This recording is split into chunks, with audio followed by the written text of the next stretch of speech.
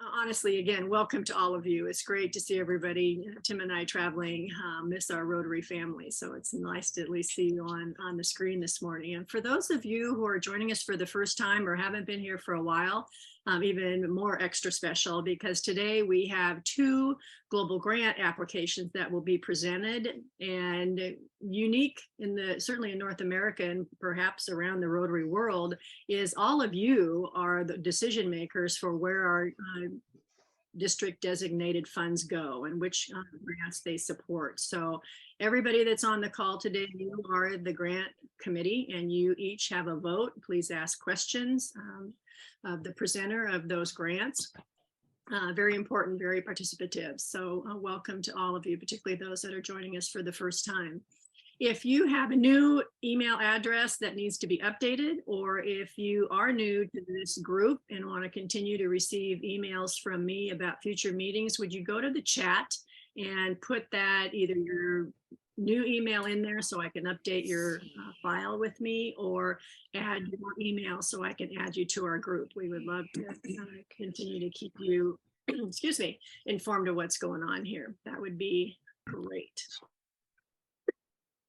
All right, well, let's get going. I'm looking at my list here to see if we've got anything else. Again, just let everybody know this is being recorded. It'll take me a couple of days to clean it up and send the recording link out to you. So if there's anything that you missed, you want to go back and review, other people in your club, particularly new members you would like to share this with, or people who are working or otherwise involved today, they have the opportunity to see this as well. So please share that with them and pass that around. I appreciate that.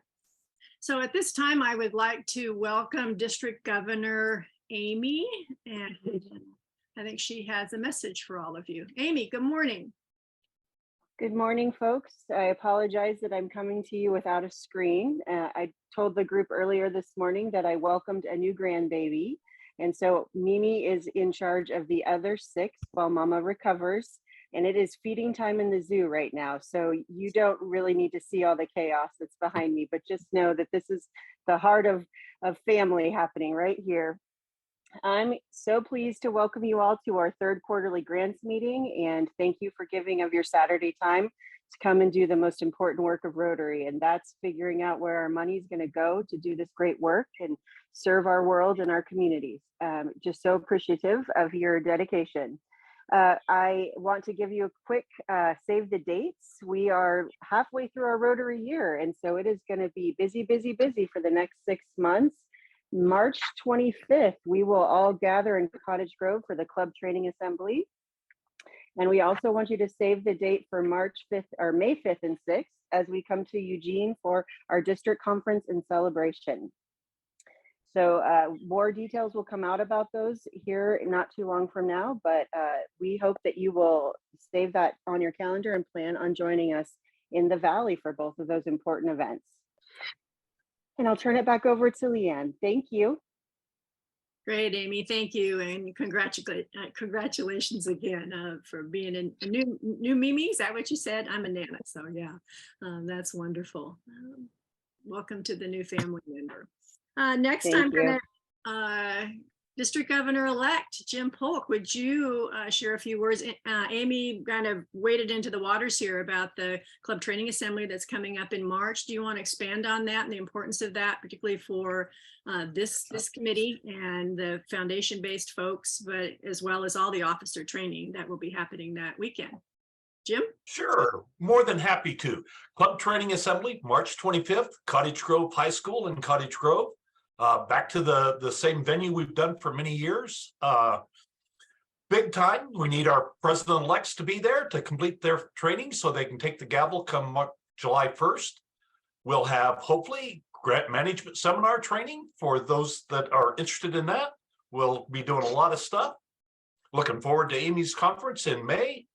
I just got back from my last official session of training to be the governor next year. I attended 4 days of training in Orlando, Florida with 528 other district governor-elects. Great time, but I learned a lot, met a lot of people, and had a lot of fun. So glad you're all here. hopefully we can imagine some great things and create hope in the world. You want to show them the logo for this year? Stand up. There you go. That's RIP elect Gordon McAnally's theme for 23-24. Wonderful, thank you.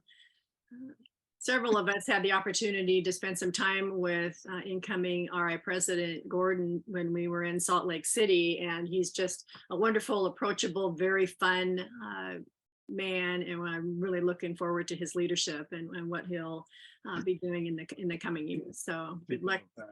Good luck to you and your class, Jim. Thank you. And Tim is telling me there's a question. So people want to know when those trainings are going to start, if you have any times, and if you could repeat the dates, please.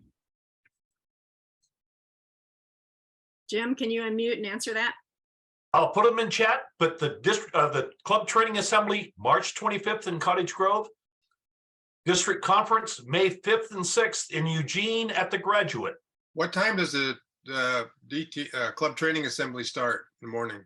Hopefully we'll have the doors open at 8 and continental breakfast with training to start at 9. Thank you. You'll be running till about 4 again, Jim? Hopefully I'm going to try to get it shut off about 3:30. About 3:30, okay. And will any of this be recorded, or this will be all live? Basically going to be live. Okay. We may try to zoom in for the opening and the closing type thing, but the sessions will probably just be live. I haven't had a chance to really talk to the Cottage Grove people about hybrid capability in the individual rooms. All right. Well, thank you for whoever asked the question, because I think it's important for all of us busy Rotarians to be able to plan. So thank you for that. Tim, do we have any other questions? Nope, not right now. Okay. All right, then Cindy, I'll invite you up. Good morning, ma'am. Good morning. Rotary Foundation Chair. Hello. Hello, and welcome to everyone who's here. It's just so great to see 72 people in the Zoom room. I hope you all appreciate that we're not driving today in January on all of our slick roads or wet roads or flooded roads. It's really a pleasure to see all of you. Thank you for joining us and working on creating all these connections around the world to serve others in need. I wanted to share a quick story that I heard at Zone Institute for the Big West Zones 26 and 27 in November.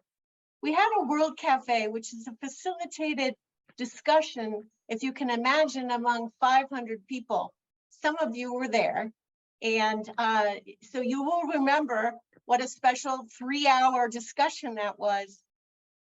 I happened to sit at 3 of the tables where 4 people discussed the answers to questions that were being asked. And the very last question around the topic of how we achieve world peace was, what is ours to do as Rotary together? And you know, the first thing that came to my mind, and might come to yours, was, well, we need more members. And so I said that. But the man across from me said, it's not a numbers game. It's an impact game. And what he meant is that we have so many connections around the world and in our communities and among our friends and between our Rotary clubs and districts. And so it's not about just, although more members would be nice, it's not about just more members, it's about more connections. And he said, let's build more partnerships. Let's reach out into our communities in the world and keep building those connections. I am really, really proud of the connections that Leanne Mobley has been making between districts in the Big West and Texas and other places to help those in need in Ukraine. How often have we done grants where we pulled together 9 or 10 districts and combined $25,000 disaster relief grants to create ambulances and hardened medical centers and shelter for a country at war? So I just want to share my appreciation for the connections that Leanne has made. Let's all give her a round of applause. Thank you, Cindy. Not necessary, but thank you. You're so welcome. So speaking of connections and so forth, I'm proud to announce that one of our own members, Julie DeCuro, has been appointed as our new district international service chair. And you're probably all wondering, well, whoa, wait a minute. I thought Julie was the global grants chair. Well, she is, and she will continue to be so. But she's taken on a new role that Rotary International has developed called District International Service Chair. And Julie's going to talk more about what that means, but it is about increasing our impact and building our connections and making us more able to use our Rotary dollars to do good in the world. So thank you to Julie for accepting this role, and I look forward to hearing her speak about what that means for our district later in the meeting. And then secondly, I'm really pleased to also announce that Jane Falls from the Rotary Club of Springfield has on her own stepped up to replace DGN Nelson Mailer as our incoming Polio Plus chair.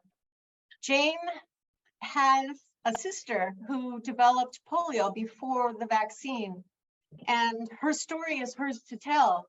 But as a retired educator and administrator at all levels, in the role of helping families navigate disabilities for their children, Jane comes to us with a lot of great experience.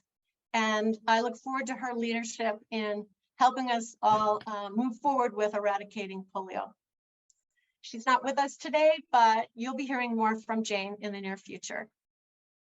So with that, let's get on with the meeting, Leanne. Great. Thank you, Cindy. I'm excited to work even more with Julie and certainly with Jane. Those are going to be wonderful opportunities. Let me share my screen here. This doesn't directly have anything to do as far as committee with the work that the foundation does, but I think it's a wonderful opportunity to build relationships. We talk about that when we're doing grant projects. It's how important that initial relationship is. And this is a wonderful way to start those partnerships is through the Rotary Friendship Exchange. I don't know how many of you have been on one, but you can certainly speak to it and share your experiences with those that have questions and interest about this. Camille Ronzio is the chair for this committee, and she wasn't able to join us today. So I told her I would be happy to bring the information to this group. You can see on this first screen here that there is an outbound team going to Italy the end of June. And then there's a part 2 to that, which will be happening in 2024. And we have an inbound team from Italy coming in. You can see the dates on there. And what's interesting about this, Camille has put this opportunity together. It's going to be around wine. And it's actually going to kind of be a hybrid of a GSE, if you would, because there will be winemakers from certain regions in Oregon, and that will be traveling to Italy on one of these trips. And then the other trip on the inbound will be winemakers coming in from the Tuscan area of Italy, and will be experiencing and meeting with some of the winemakers here in Oregon. So it's really got an interesting twist to it. You can see there that Camille has already determined the host clubs for the inbound team in Italy, Southtown, Corvallis, and Ashland. So thank you for that. I'm going to put in a plug here that housing is always important. If you haven't done that before, it's a wonderful experience to spend some time with someone from another country in your own home and help be part of their tour and having them learn about Rotary in Oregon and Northern California, as well as the wine industry here. So if you take that back to your clubs and find out what's going on and be part of that planning. Coming up at the end in the fall this year up to Canada, so Nova Scotia and Newfoundland. There's an inbound team coming in that Newport, Springfield, and Roseburg will be hosting. So the same thing, please get involved in that. It's a wonderful experience. There's a next page here. There's an outbound team for Philippines coming up this year with an inbound coming in August. Redmond, Coos Bay, and Cottage Grove are hosting that group. We have a long working relationship with Rotarians in the Philippines, so this is really going to be a fun exchange either way. So I encourage you to be a part of that experience. And then looking also into September, there's a trip to South Africa that's being planned. And the next page, Camille is very active, very proactive on the friendship exchange trips. So this is what's happening in 2024, in addition to that second part of the trip to Italy. She likes setting up at least one, I will say more local, more domestic trip for people who can't get away from work, maybe 3 or 4 weeks to travel internationally. So this one will be to the Louisiana area and visiting with Rotarians there, and then one set up for Pakistan. And you can see that I've starred Camille's contact information here. So again, I encourage you to reach out to her and find out more about friendship exchanges. Tim and I have done one to Peru. Hal and Francie were with us on that trip. I'm trying to think who else. And it's a great experience because you're hosted by Rotarians, and nothing is better than that. So I really encourage you to look into this. Actually, Tim, I'll brag on him a little bit. In the past, he has done club presentation that talks about Rotary, what's in it for me, because I think so much of what we do when we're drawing Rotary and the humanitarian work that we do has to do with giving for others. But there's a lot of benefits to Rotary, as many of you already know. And this is one of them, to do the friendship exchanges and travel with a group internationally is particularly a very special thing. So I encourage you to look at that. Okay, moving on here. Quickly, I'll run down the agenda. I shared this all with you. Right up next after this is our guest speaker for today. Rachel Hermes is joining us. She's the program manager for Programs of Scale, and I'll let her talk a little bit more about that with you. I have a brief trustee update, and then Dan and I are going to do an update on Ukraine, kind of the breadth and depth of what's been going on there since we met in October. You see the section on the International Service Chair that Julie will be sharing with you. This is the new position that Cindy spoke of. And then we have our 2 district grant and global grant sessions for you there. So full morning, let's go ahead and get started. And Rachel, good morning. How are you? And thanks for having me. Are you able to hear me okay? We can, yeah. And I didn't know Wonderful. if you had anything to share. You're welcome to share your screen. I do, yes. I am going to talk being guided by a PowerPoint. Unoriginal, I know. Well, welcome. Thank you for joining us. Rachel's part of staff in the foundation program, and obviously this is a day off for her. So I feel very blessed that she was able to plan her schedule so she could join us this morning. Well, it's not a problem. I have the best job at Rotary and love talking about programs of scale. So whether it's a Saturday or Tuesday, happy to do it. And thank you all for joining and for listening. So should I launch right into it, Leanne? Absolutely. Great. Yeah, so my name is Rachel Hermes and I am based in Chicago. So working out of the Evanston office, and I have been with, excuse me, Rotary International for a little over 4 years, most of my time on the research and evaluation team, and I transitioned to managing programs of scale this past September. Our tagline, as you can see, is backed by evidence, strengthened through partnership. And some of the things I wanted to share today is just to give a quick overview for those of you that aren't yet familiar with this initiative at the foundation, of the vision, the characteristics, and the criteria for the programs of scale grants, and then go a bit into depth on what is the first awardee. We're actually in the midst of selecting the 3rd awardee, so the 2022-23 grantee. But this, the organization I'll talk about is Partners for Malaria-Free Zambia, who won the very first one, the 2021-22. Excuse me, 2020-21. And then share a couple lessons learned. We recently had a cadre member from Disease Prevention and Treatment this past July visit the program, and he wrote a really nice service blog. I shared the link with Leanne, so maybe she can circulate that if she hasn't had a chance yet, and some of the lessons that he brought away from it, because I think it's a really nice perspective to have an expertise cadre member he's actually from Germany, but supports programs in Kenya doing similar things, and had a chance to visit Zambia and share his thoughts on what might be of use to the broader Rotary world.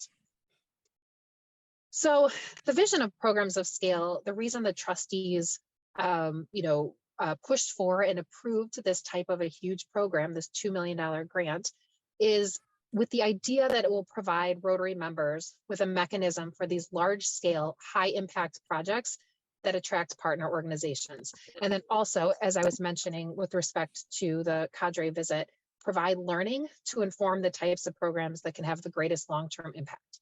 So this was realized as a bit of a gap in the foundation offerings, that global grants are often of a smaller scale, are often a year long in duration. And so there's a lot of Rotary clubs and districts that are well positioned through their experience, often with global grants, to say, you know what, we want to be thinking 3-5 years out. We want to be thinking long-term, sustainable, and systems change.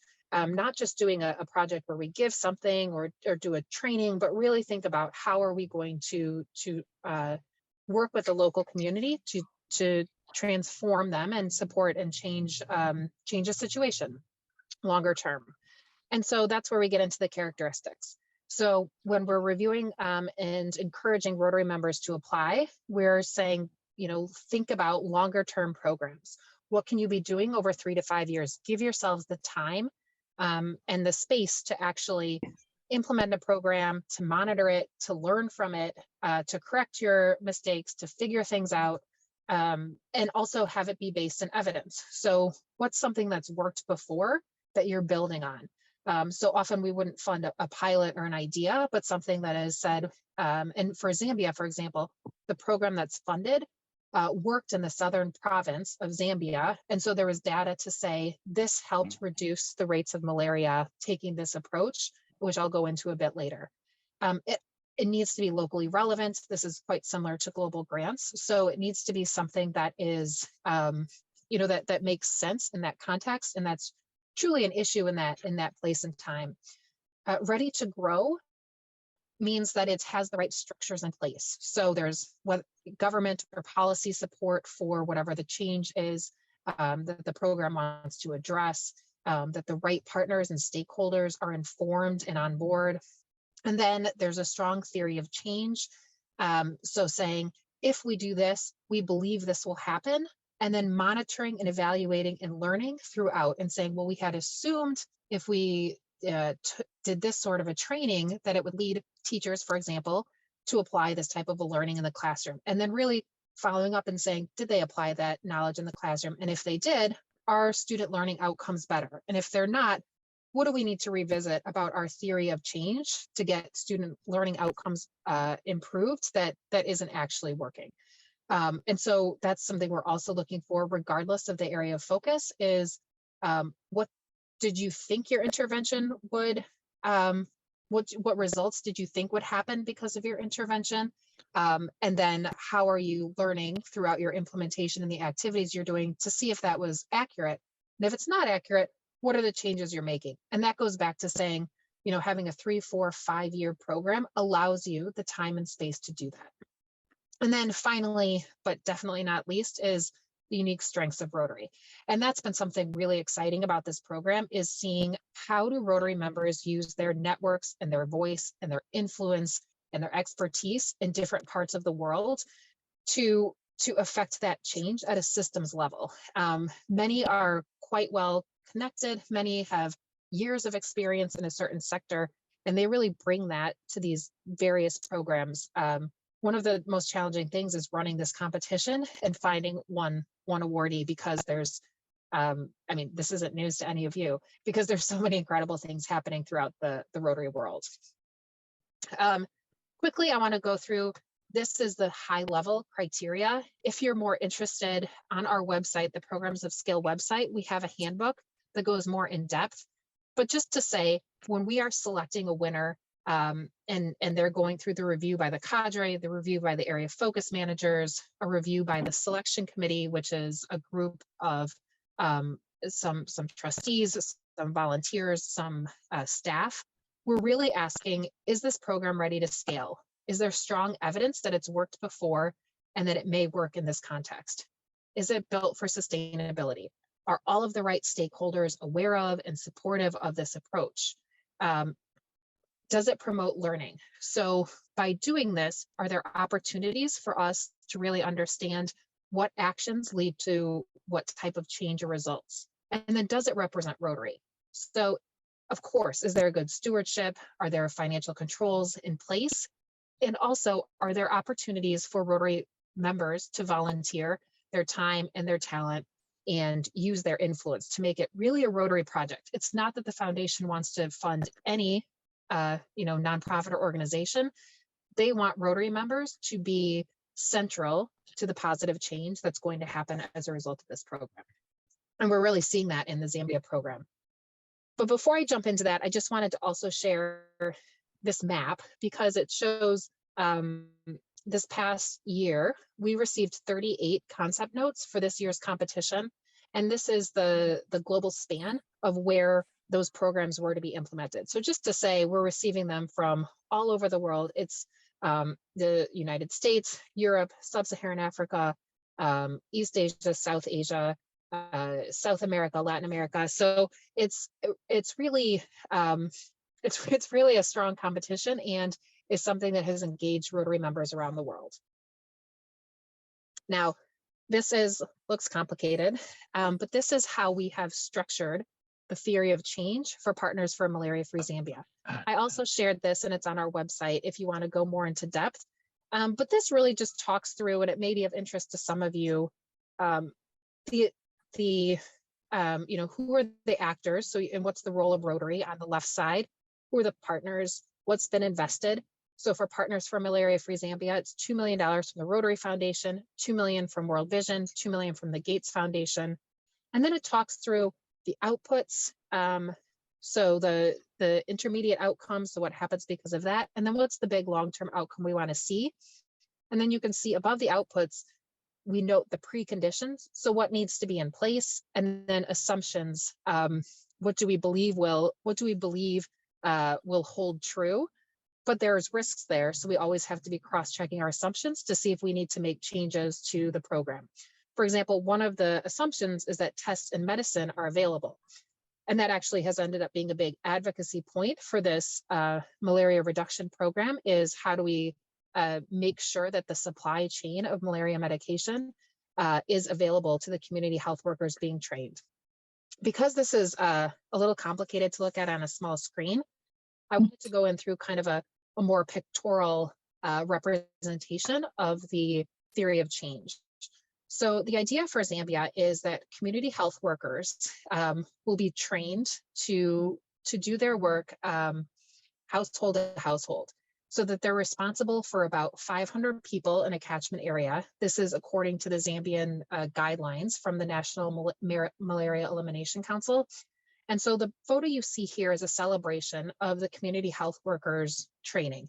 And you can see on the right, actually, President Jennifer Jones was present and cheering them on at the end of their training.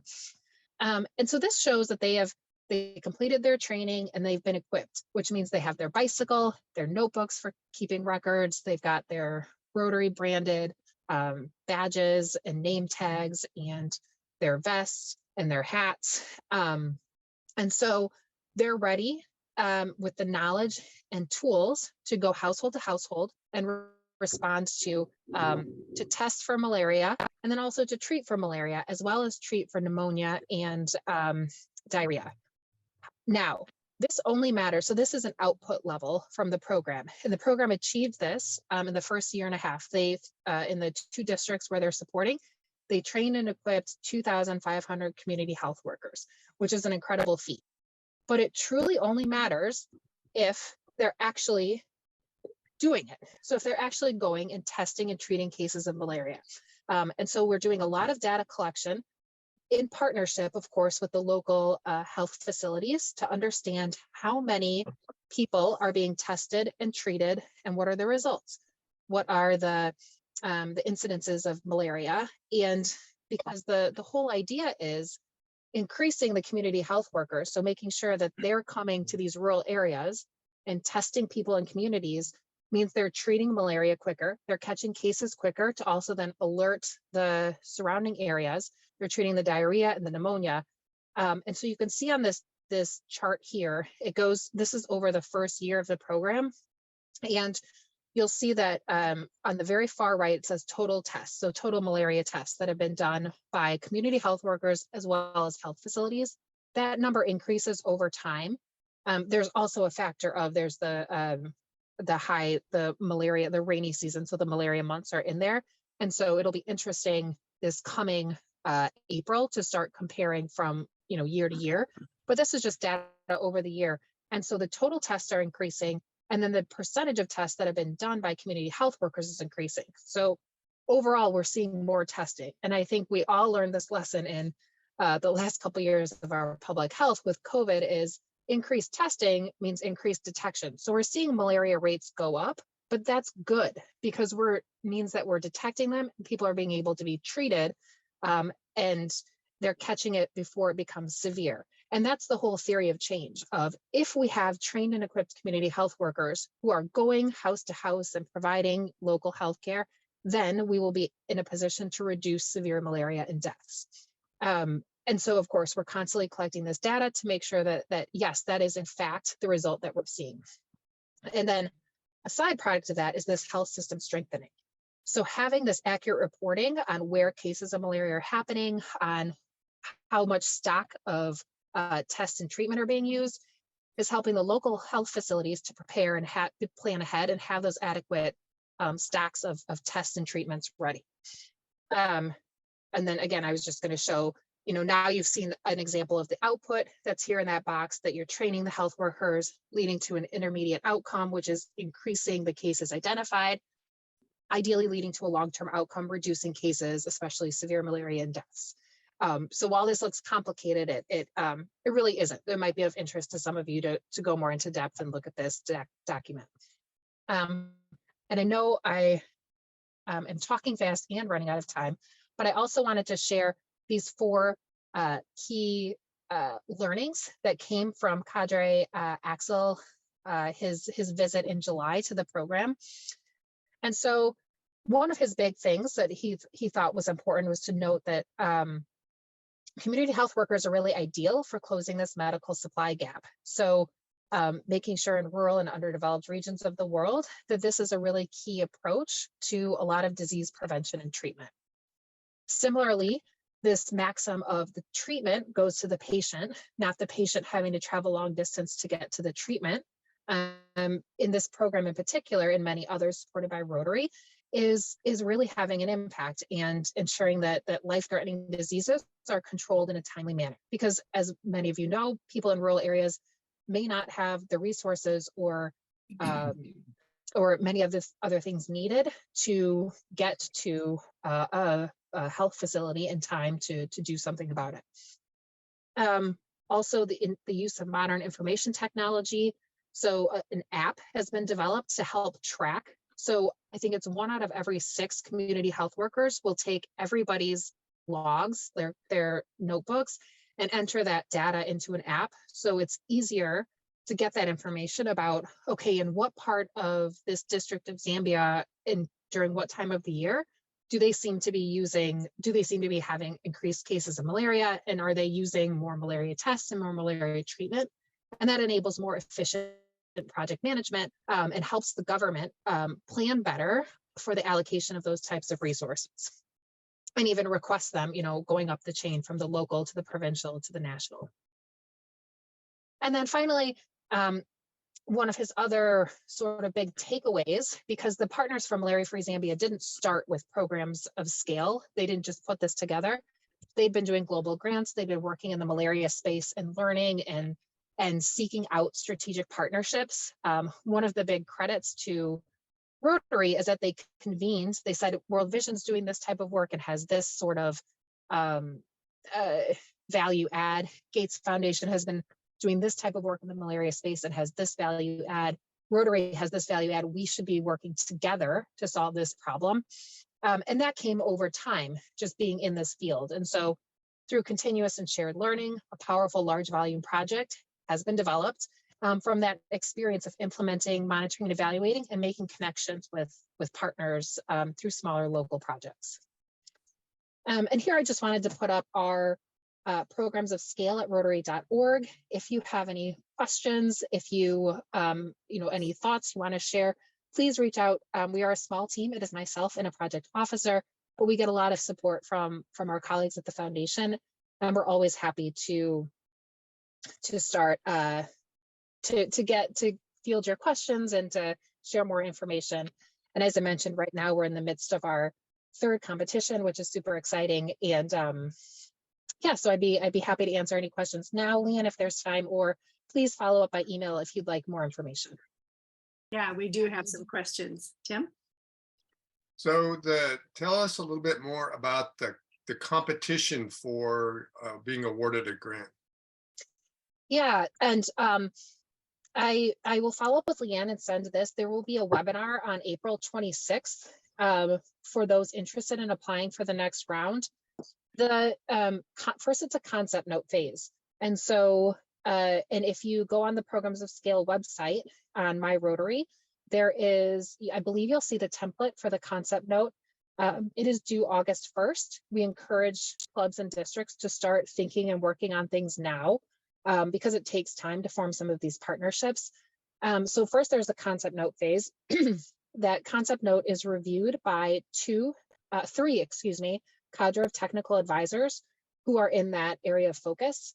And then the top scoring move on to being invited to submit a full proposal. And that's a very in-depth, like a 3-month process. And then those proposals are reviewed. That's what we've just received on January 9th. And those proposals are, we do site visits. There's usually like 3 or 4 proposals that reach that level. And the criteria that I mentioned, those 4 pillars about sustainability, scalability, learning, and Rotary engagement, that is what they're scored on. And the handbook, again, that's on the website gives a lot of details about what we're really looking for and what makes a good proposal or makes a good program design. Great, thank you. Brian, you have your hand raised. Unmute yourself. Yes, my question is, do you envision that most of these projects will focus on chronic infectious diseases global wise? That's a good question. I wish I would have had the slide up that has the span of the areas of focus, because it's actually been pretty, the proposed ones have been very widespread across them. There's, education programs. Last year, there was a finalist in education and a finalist in the winner was a maternal and child health program in Nigeria. So that's Together for Healthy Families in Nigeria was the winner last year. And then there was a disease prevention and treatment in Italy that was a finalist, and then a basic education and literacy in Ethiopia that was a finalist. So it's really, it spans the gamut. And this year we reviewed peace proposals, we reviewed environment proposals. So while the first 2 awardees have been in DPT and MCH, it's definitely not limited to those 2. So follow up on that, Rachel, if any of the areas that submitted an application, a concept, and even if they were a finalist, can they repeat and turn around and submit the next year, or do you have to take a year off? Is there any criteria? You don't. No, that's a great question. So actually, Together for Healthy Families in Nigeria, that's who won last year for the second round. They actually were an honorable mention during the first year. And as part of this whole process, we give feedback at every stage. So if you don't advance the proposal, you still have a consultation with our team to say, this is what the cadre members said you can do to improve your program in these areas. This is your constructive criticism. This is what the area focus managers said. And the Nigeria team, after the first year, obviously they wanted to win. And also they came back the second year with a stronger proposal. And when they were awarded it, they said, thank you for not selecting us last year. We weren't ready. And we have improved it and we feel a lot better about it this year.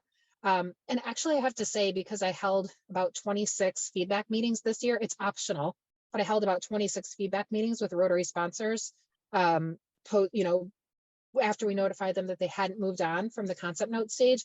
And it was, I was very nervous because you have to give bad news and constructive criticism.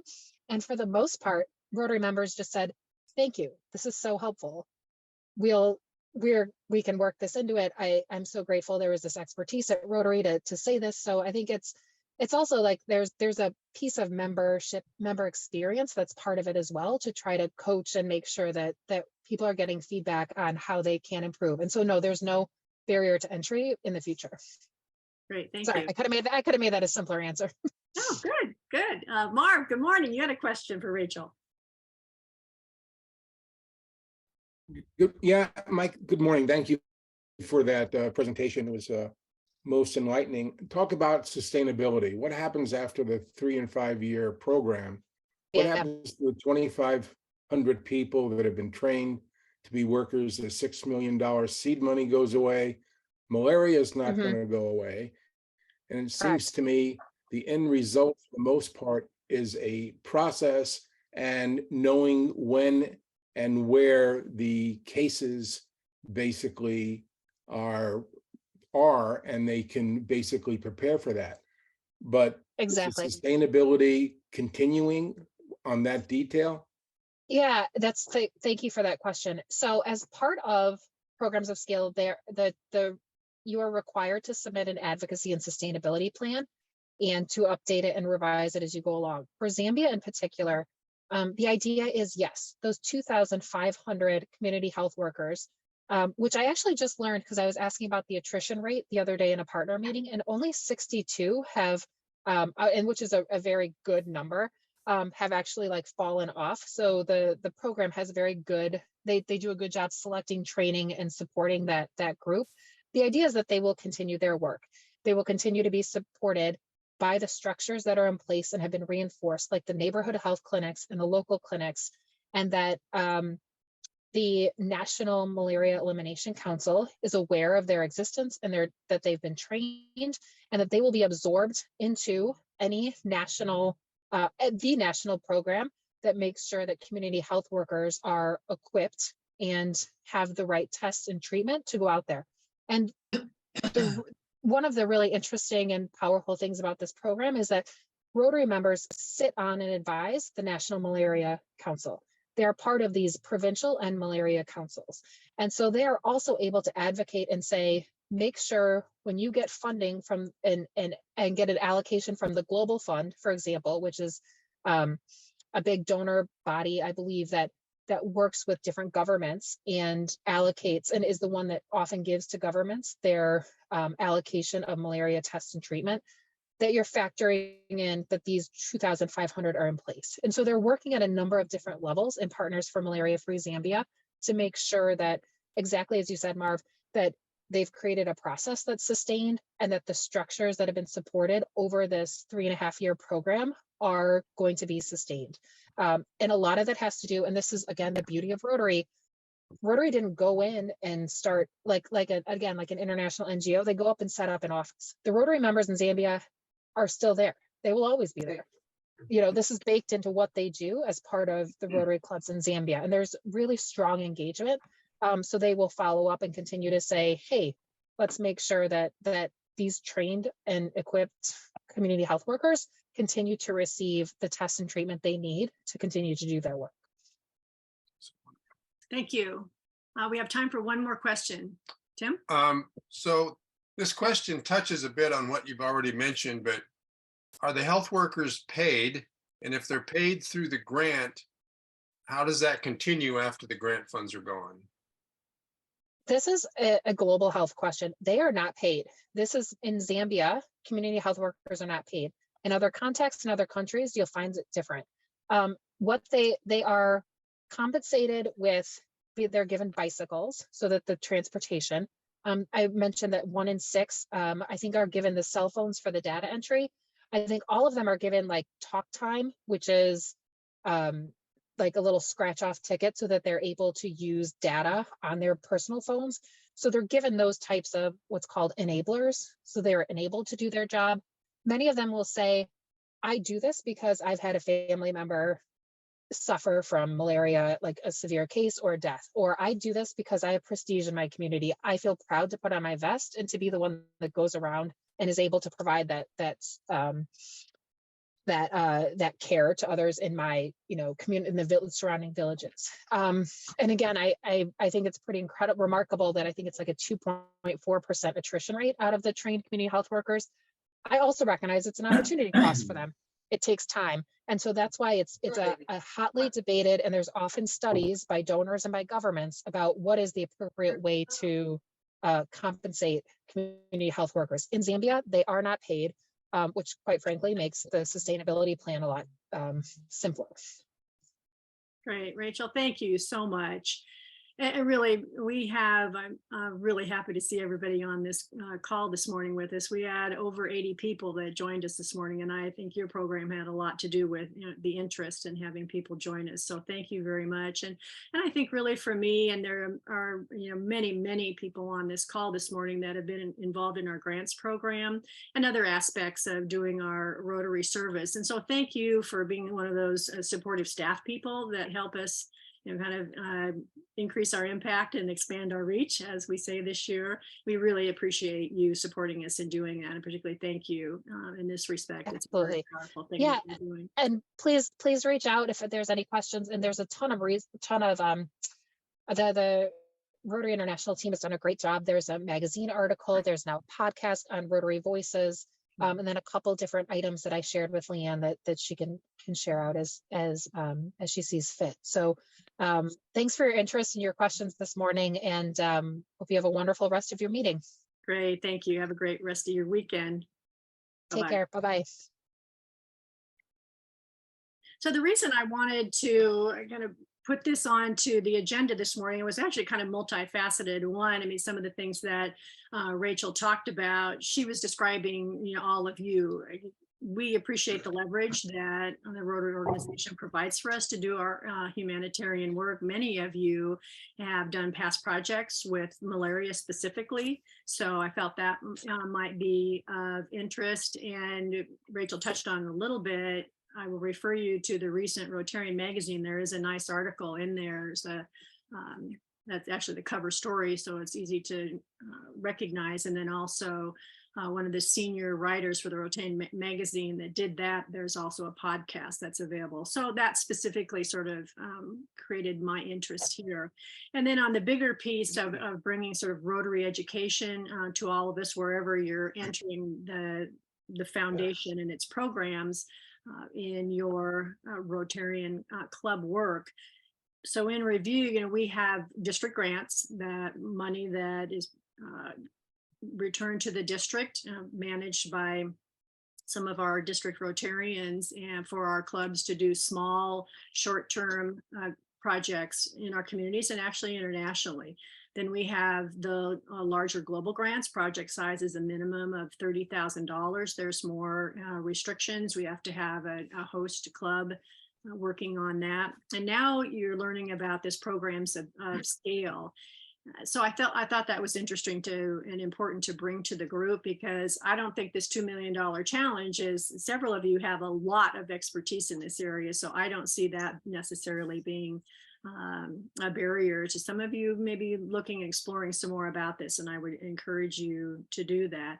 And I think finally, just in the bigger picture of being a Rotarian, and we've had so much impact on polio since the late 1980s, that it just is interesting to see on this very large program, and bringing in World Vision and the Gates Foundation, what we're doing to impact malaria. So that was my reason to bringing that to you this morning, and I truly hope that you enjoyed that.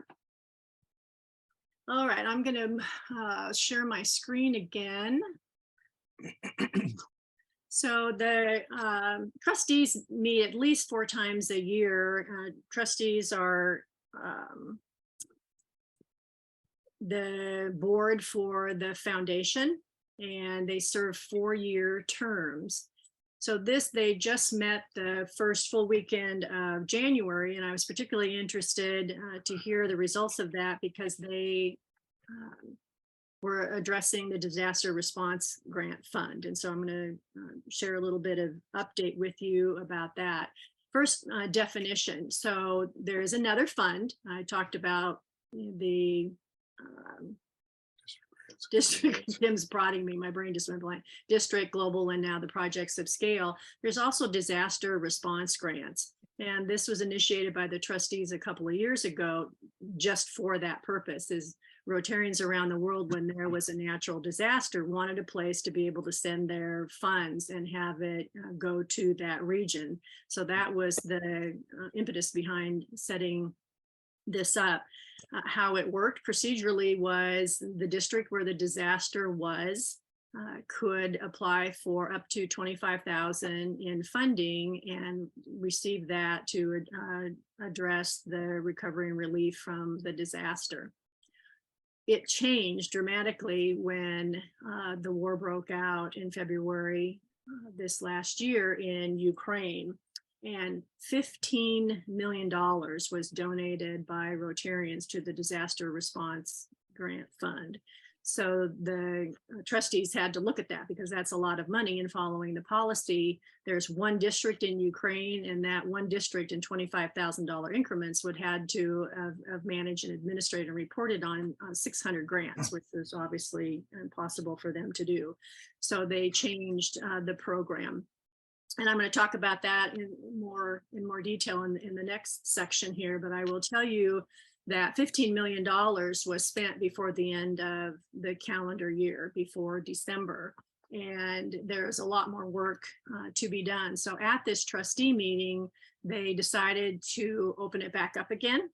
And it's not ready to go yet. And the reason for that is that they need to get with the IT staff and have them set up the donor function so that you can identify that you want your funds to go to disaster response grant that would be supporting Ukraine. And they said that would take a couple of weeks. So somewhere between 2 weeks and 4 more weeks, they will have this in place. So if you're interested in supporting that, that I would have you watch for that, and we'll put it into the bulletin as soon as I know that that's available. The criteria will be the same. It's $25,000 for a district like ours to do a project there, and for Ukraine and the 4 other surrounding districts there, they can do up to $100,000 in one project by themselves. So I'm really happy to hear that this is available again. Again, right now, as I understand it, the funding between now and December 31st of this year, they will accept the funds. And if not spent before that, then they will be available up through June of 2024. So I was very pleased to hear that. So those who are interested can continue to address what's going on in Ukraine. And the rest of the trustee minutes will come out. So as soon as that's available, we can share that information as well. I think that's a nice bridge moving on to Ukraine. And I think I want to preface this right at the beginning. I absolutely realize and appreciate that there are many, many areas in the world that need Rotarian support and aid and skill and passion. And this is just one of them. But I want to, because of what's going on there, and this is a war situation, wanted to keep you keenly apprised of what's going on there. So that's what this next section is about. There's a question. Oh, Tim's going to have me pause. He said there's a question. Bob Shoot.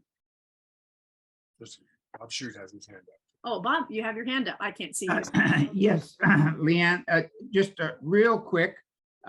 What is the timing on the district trustees review of the criteria? And I say this from the standpoint that our club, Springfield, is about to authorize a contribution to that. I just want to know what the timing is likely to be with this. It'll be less than a month, Bob. As I said, they need to get that, just technically they need to get the machine set back up again to accept those contributions. So I will let you know, but it'll be more than 2 weeks from now, but less than 4 weeks. Thank you. That's the best I can do. And actually, that your question prompts me to think I omitted something from my report. There is the trustees also authorized a subcommittee to between now and the next quarterly meeting of the trustee board to look at the disaster response grant fund program, its policies and procedures, and make recommendations on how they can improve on that going forward. So that's going to be really interesting to watch too. Okay. All right, thank you. So Cindy touched on this a little bit.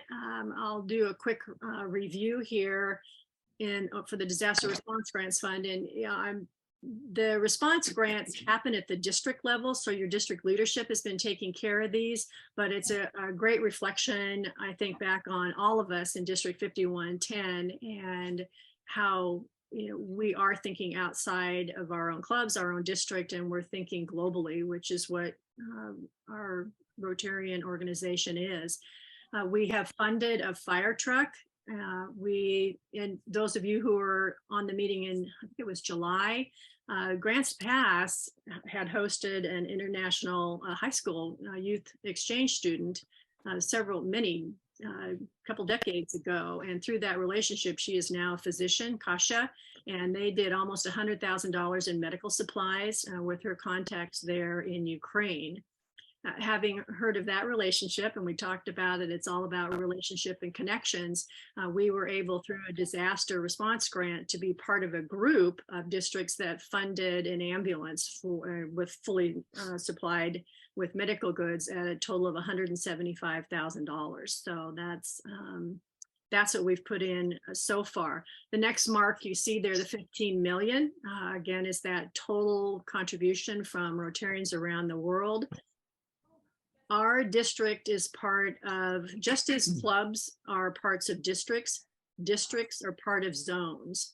Our zone pairing, which is almost half of the United States, Cindy mentioned Texas, they are part of one of our zones. Just those 30 districts did over $1 million in disaster response grants when those funds were available. Those included, and our district was a part of, there is in Kharkiv, there's a building there that the government turned over, and there's a $200,000 remodel project, and we're about 2/3 of the way through that project. So there will be displaced people can move into that building and they can stay there rent-free for 5 years. We are currently involved with another disaster response project with a man headed by a Rotarian in Wisconsin. His name is Bob Sherman. And we were able, through his connections, to support a hospital in Odessa that needed to update their laundry equipment. I think I shared pictures of this before. It looks like it was from about the 1940s. So they have received brand new equipment because of the grant that we had in place. And then back over in Kharkiv, he works with a nonprofit there doing palliative care, particularly with the focus on mental health. And I've been talking with Bob this past week to see the progress of that grant. And I wanted to share, if I can get through it, I wanted to share an email from him to me about what's going on there. He said, "It's really bad in Kharkiv. The NGO I'm working with has had 4 people captured by the Russian soldiers and taken to God knows where. The leader has suffered a traumatic brain injury and has had 2 surgeries. He went there for the last 2 weeks of December. And he says, we had to meet in a basement with only power from batteries and the internet from Starlink. The hotel I stayed in put special curtains up in each room to block the glass fragments in case of nearby explosions. Some of the kids in palliative care center that I visited have no parents due to the war. It has had a profound impact on me and made me realize just how important humanitarian aid is in the front lines." And the last one here, food and distribution of a van in Kharkiv. There is another district that we are working with that has supplied that van and food into Kharkiv, and that one's just about closed out. the basic demand here now, along with a lot of other things, is generators, because it is so cold there now. So as I continue to meet with our task force and planning group, that just keeps coming to the head of the line that they need to have those generators there. So that's a quick rundown of what has happened, particularly that our district has been involved with, and then the general need with the generators. I'm going to jump to this next project called Insulate Ukraine, and there's the red dot there is a town called Izium. And what this group is taking on, there has been, because of the bombs, the rockets, the concussions caused from those, many tens of thousands of windows that have been broken. And because it's wintertime now, the average temperature there is less than 20 degrees Fahrenheit. It's extremely cold. So this group has, it's a group of engineers. They developed a way that they can insulate those windows to help keep the cold out. This is a picture that was taken, this woman in her apartment, because all the windows were blown out. The warmest place for her to sleep was in her bathtub with blankets on.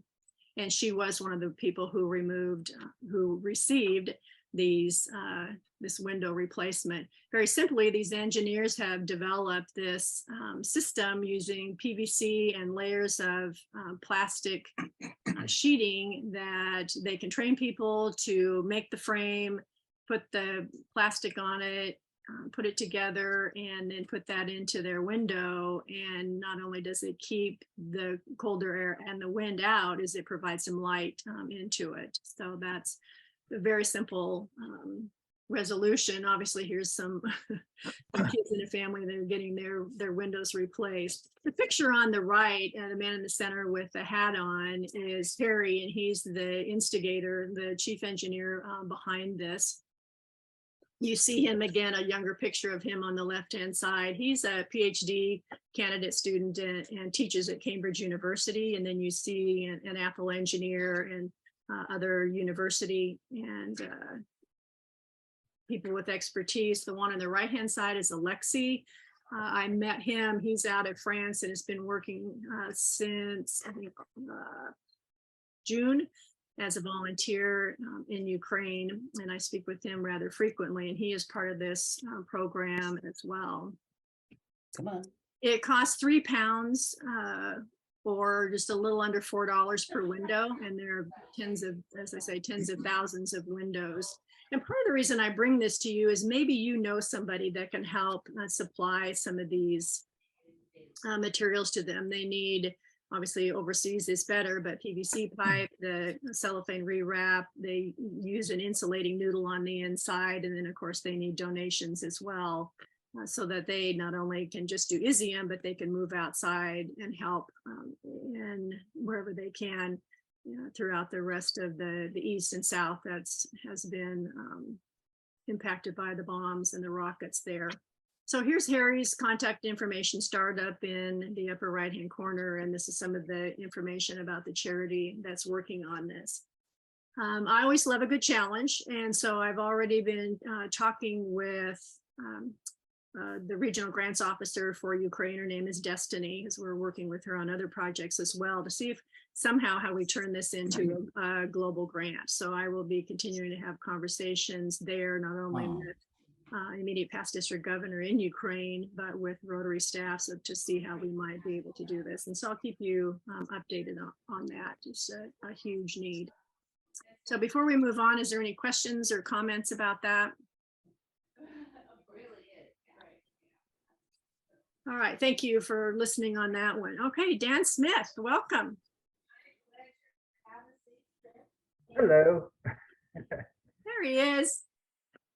Several of you may recognize Dan Smith. Dan is the one who takes care of the bulletin for us every week and has all that information there. He's also the Rotary Voices and does the podcast along with his team for us. And Dan and I have been, oh my gosh, ever since we did Power Packs. I think Dan and I a couple of years ago have been working together and staying in touch. So nice to have you on here. And I'm going to turn this next segment over to you. Great, thank you very much. Well, what we're talking about is doing podcasting in Ukraine and the surrounding areas.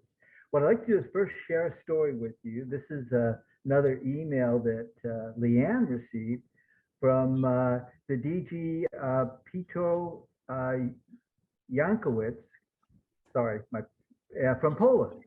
And this is what he said. On Monday evening, I returned from Lviv.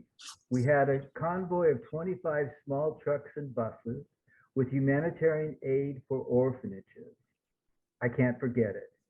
We reached the children around 9 p.m., frost, snow, darkness, and together with them, we unloaded food, sleeping bags, and packages from Santa Claus. Tears were flowing from the eyes.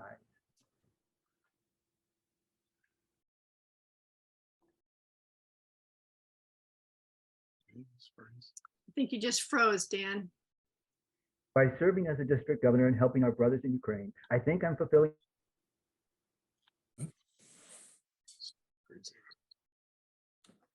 Dan, I don't know if you can hear me. You're freezing. Oh, sorry. There you are. I'm back again. Sorry, my internet connection is really unstable here, and I apologize for that. Hope that I'll talk really fast. There you go. So basically, that's an experience that most Rotarians already know. This experience of fulfillment and sharing.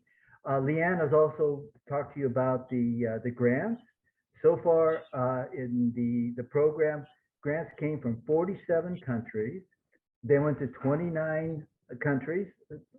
442 grants were made, 297 went directly to Ukraine.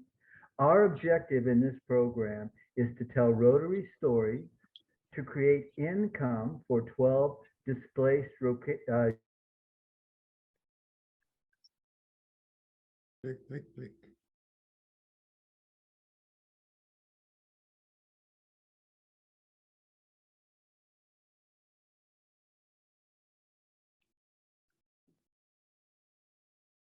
Ukrainian families, and it more or less be a sort of a community assessment in Poland. Am I back? You're back. Oh, good. 10 displaced Ukrainians in the surrounding countries of Ukraine. These are the most affected areas, being Poland, Moldova, Romania, Hungary, Slovakia, and of course, Ukraine. What we do is we go there, we want to provide them with training, give them their podcasting equipment, software, and have enough reserves so that we can buy 10 podcasts from each of them. We'll also do the marketing support, and it's an incredible project. Most businesses are leaving Ukraine, but we're actually going in to build a business in Ukraine. So we'll be going to Lviv, and we will set up an office. We'll have 6 months worth of money to support the office. We'll set up a producer and a web designer. Once this is up and running, we will be able to generate at least one podcast every day of the week, every day of the month, actually. So what that gives us the power to go out and find sponsors, to sell advertisements, and to promote this, to sell or basically distribute these through the public radio broadcast system. And we're doing that through PRX, and PRX is the founders of This American Life, The Moth, TED Talks Daily. They're very involved in podcasting. So we're part of their network for the distribution of these programs. What we have is full transparency. Leanne and I went and created a nonprofit. It's called the WAGA Cooperative Ltd. And it's called the Fiscal Host at the Open Collective. And what it does, the Open Collective is a place where you can, all of the transactions, the money coming in, the money going out, are completely transparent. So Voices and Stories of Ukraine is a project of the Open Collective. So what happens is the money from the donations come into the collective. They are, those transactions are very transparent. The invoices that the people submit, they submit those invoices online, complete with receipts. They're reviewed, and if they're approved, then the money is electronically transferred to them in their currency within hours or days. So it's really fast. And what this provides is a accounting system that is transparent to everybody. The whole world can see the accounting. And it also provides you with a link to QuickBooks.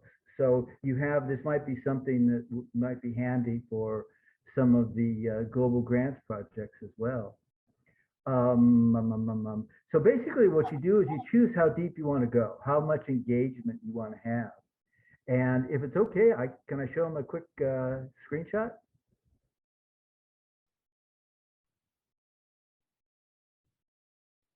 Go for it. Okay. So we have a website. Can you see the website? No. Okay, great. Not yet. It's coming. There you go. Okay. I don't know if I should do this with my connection. So basically we want to do is ask you to nominate only Rotarians can nominate these field podcasters.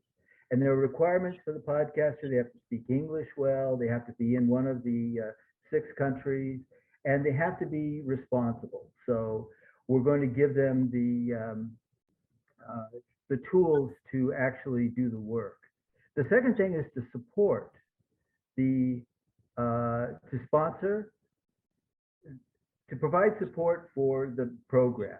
So we're looking to raise $65,000 to provide build the office, train the 10 podcasters, and that would be for 6 months.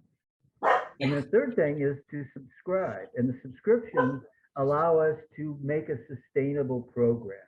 So we will be able to support 12 families, give stories to Rotarians, and actually build and expand the program. So that's the goals there. So you would be part of the team. So when you subscribe for as little as $2.50 a month, we go over here to the subscribe part. As I wait. So this is where you can subscribe, $2.50 a month. And there are different levels that you can join, but everybody gets this one. Basically, you tell us your story ideas. Everybody gets to vote for those ideas. So some of the stories will come from the field podcasters. Every month, you'll see a list. You vote for the ones you want. Austin. So. Lost you again, Dan.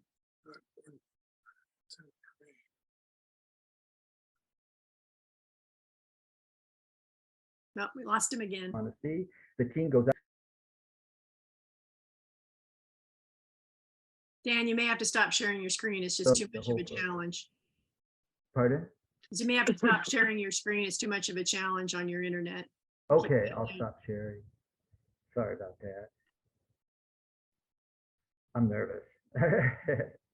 So what we're doing is the whole program kicks off on the February 4th. I will be going to Ukraine and to those 6 countries for a month. And we'll be doing a live video blog broadcast, so live and on demand. So you can join us on your YouTube channels, Facebook, Twitter, LinkedIn, or Instagram, and you can follow as we go around. We're going to go around and talk to the Rotarians in these countries. We're going to look at some of the projects. You can see what it's like to travel in Ukraine right now. You'll be able to talk to and see people, Rotarians in the project. So that's what we're doing. So we'd love to have you join us in helping us. It's interesting with this new program that's coming out again. I don't know how it's going to factor in, but we can also be, the one part of it is being your community assessment tool. So you'll be able to see projects, listen to the people, and see what your money is going to. So it may be a good way for us to monitor and get more involved with it, get more engaged. So we'd love to have you join us. We have a GoFundMe account and we have a newsletter. So Great, Dan, thank you. So I'll come in here and then Dan will take your questions. You know, in the earlier segments of this morning's meeting, we talked about, you know, these large programs of scale, you know, that's not necessarily available to all of us. And we talked about district and global grants, much more accessible. Dan and I looked at doing global grants, but the timing on this project is just, it wasn't going to fit the global grant timeline. So that's why the choice was made to do crowdfunding with this, so we can make it happen sooner rather than later. But even more importantly, that each of us can have an impact on the success of this by doing just what Dan, you know, said, by subscribing, getting the stories, keeping yourself informed of what's going on over there. I don't think any of us believe that this is going to be over anytime soon. So this gives you opportunity to do that. And, you know, provide you an opportunity to do some kind of third-party service, if you will, through this. So, I mean, Dan's very experienced. Okay, Dan's very experienced at, you know, doing this. He's lived in Ukraine before. I think this is, he's going to bring his quality and expertise to this project. And I'm just really proud of, you know, 5110 and the Rotarians that are going to become involved with this. So Dan, we had a question, is specifically who's the target audience for the podcast? The target audience is basically Rotarians. We have at least 350,000 Rotarians that have put money into Ukraine. The assumption is that they're interested in seeing or understanding what's happening with the money and to get involved and engage with them. So the primary audience is 2 million Rotarians and our families and our connections. So, and as we reach into the public radio system, the other hope is that we'll actually get more people understanding who Rotary is. Right. Yeah, I mean, there's I think many rings of influence that we could spend time, you know, talking about at a later date of how the benefits of this. And as I mentioned earlier, even with the Rotary Friendship Exchanges, how through those relationships and projects can spring from that. So. Right. So let me go back. There's a couple of questions. Let me go back and share my screen because I've got another final slide here. Well, actually, there's these sweet pictures here that have come out of Ukraine. But here's the voicesandstories.com is the website. So you can go and look at that. Dan and his team have put together an amazing amount of information there, and I really encourage you to peruse all of that. And any other questions you can send to Dan or I. As you heard him say, he's taking off the end of the month to head over there for a month, and he will be careful, right, Dan? Yes, yes. Actually, my family thinks I'm totally crazy going over. First off, going into a war zone. Secondly, I'm currently in Houston, Texas. It's going to be 80 down here, and I'm going into something between 20 and 8 degrees Fahrenheit. So, yes, I'll be very careful, as careful as I get. My big advantage is Rotarians. I got a family watching over me, so I'm really fine with that. That's great. We've got a lot of contacts there, and I know they're going to take good care of you for sure. So any other questions, Tim? Potential of the podcast being used as club programs. Dan, could you hear that? What's the potential once we have these this archive of stories that are coming out of Ukraine and the surrounding countries? You know, what's the possibility of using those for our clubs, our club program?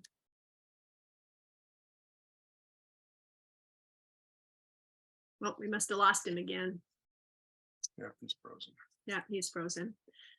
I would say very good. I mean, this is all archived, so there wouldn't be any problem providing, you know, something. This is, you know, open source stuff, so we can make that happen for you. Any other questions, Tim? Tim is shaking his head no. You can hear him, right? All right, well, we didn't get Dan back, but again, thank you. There he is. Dan, you want the last word? Sure. Just excited about it. I think it's going to be important for us to share our stories within our clubs, within our district, within the world. So our stories are who we are. I apologize for the internet. Terrible. I've been there. I know how that goes. All right. Well, thank you. I think at this point, before we move on through the agenda, I'm going to give everybody a 5-minute stretch break and take a little bio break, and then we'll be back.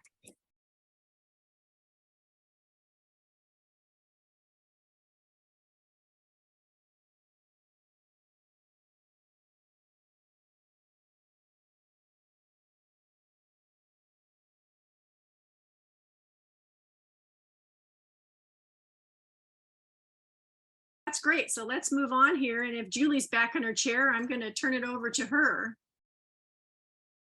All right. Thank you, Leanne. Good morning, everyone. I think, really all the presentations that we've had today are really wonderful examples of why Rotary International has international service projects, and everything from the smaller, maybe district grant international projects that your clubs may have been a part of, to these large programs of scale, which are beyond the reach of most of us, and everything in between, gives us opportunities to serve in an international capacity. So recognizing that, that is one of the things that distinguishes Rotary in the world.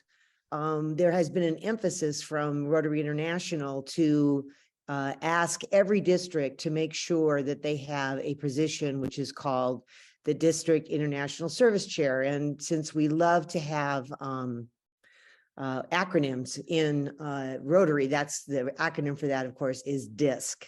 So you may be hearing that. And I was very honored to be asked to take this position. International service is one of my main passions in Rotary. And I think it's one of the ways that we really can fulfill our mission of promoting peace in the world. So if you could get us to the next slide, please, Nan. So what is a District International Service Chair?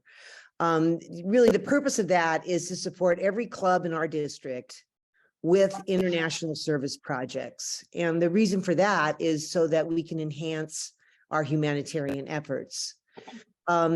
It doesn't have to be a global grant. In our district, pretty much global grants have been synonymous with our international service.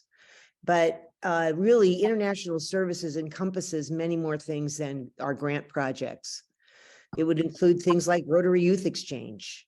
It would include things like Friendship Exchange. It would include things, even visits to work on projects that other clubs or districts are sponsoring.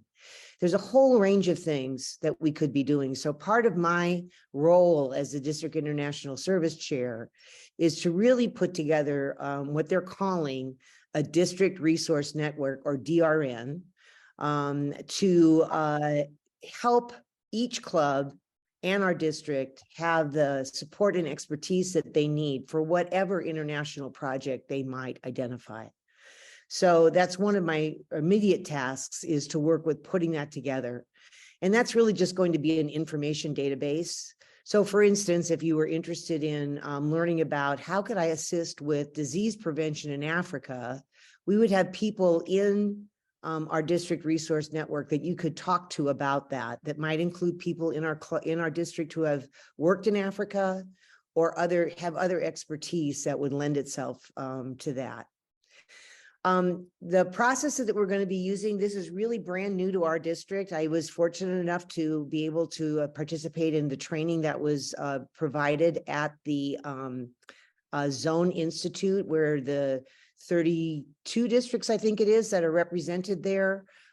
We had pretty much every district represented by either a brand new person like me, or maybe they're a few years ahead of us. But this really is what I would view as a 3-year project of starting to build this process of support that will enable us as a district then to have more robust and wide range of opportunities for international service. So I'm going to need to put together a committee. And if you have an interest in that, if you could just let me know in the chat that I could contact you.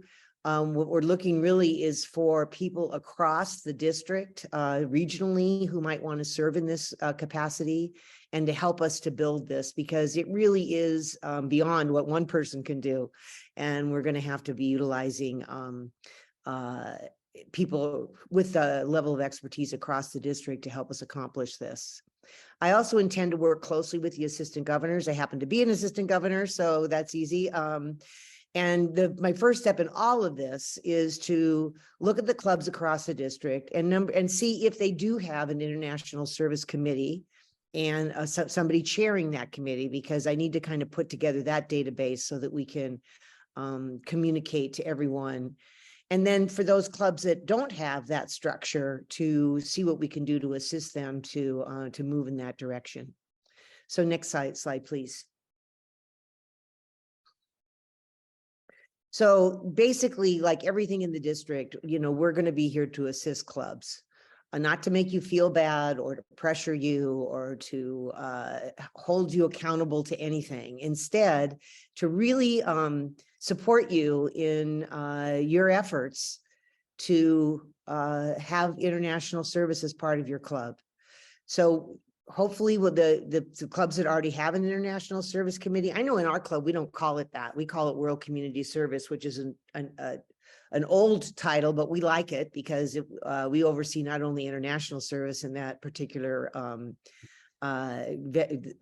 committee, but we also take a look at what we're doing in the community. So it's not just limited to international, but to find out really and work with those to help them build up their knowledge and their effectiveness. And then to use that district resource network to best assist clubs with their efforts. Here's a big one: helping clubs to find international partners. So many times I have talked to people who are very interested in international service, but don't really know where to start.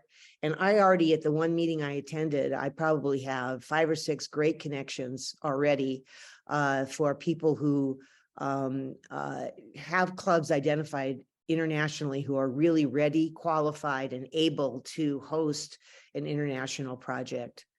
And then just publicizing, what we're doing. So throughout the district, we've tried to use our quarterly grants meetings to promote what people have already accomplished and to really learn from one another.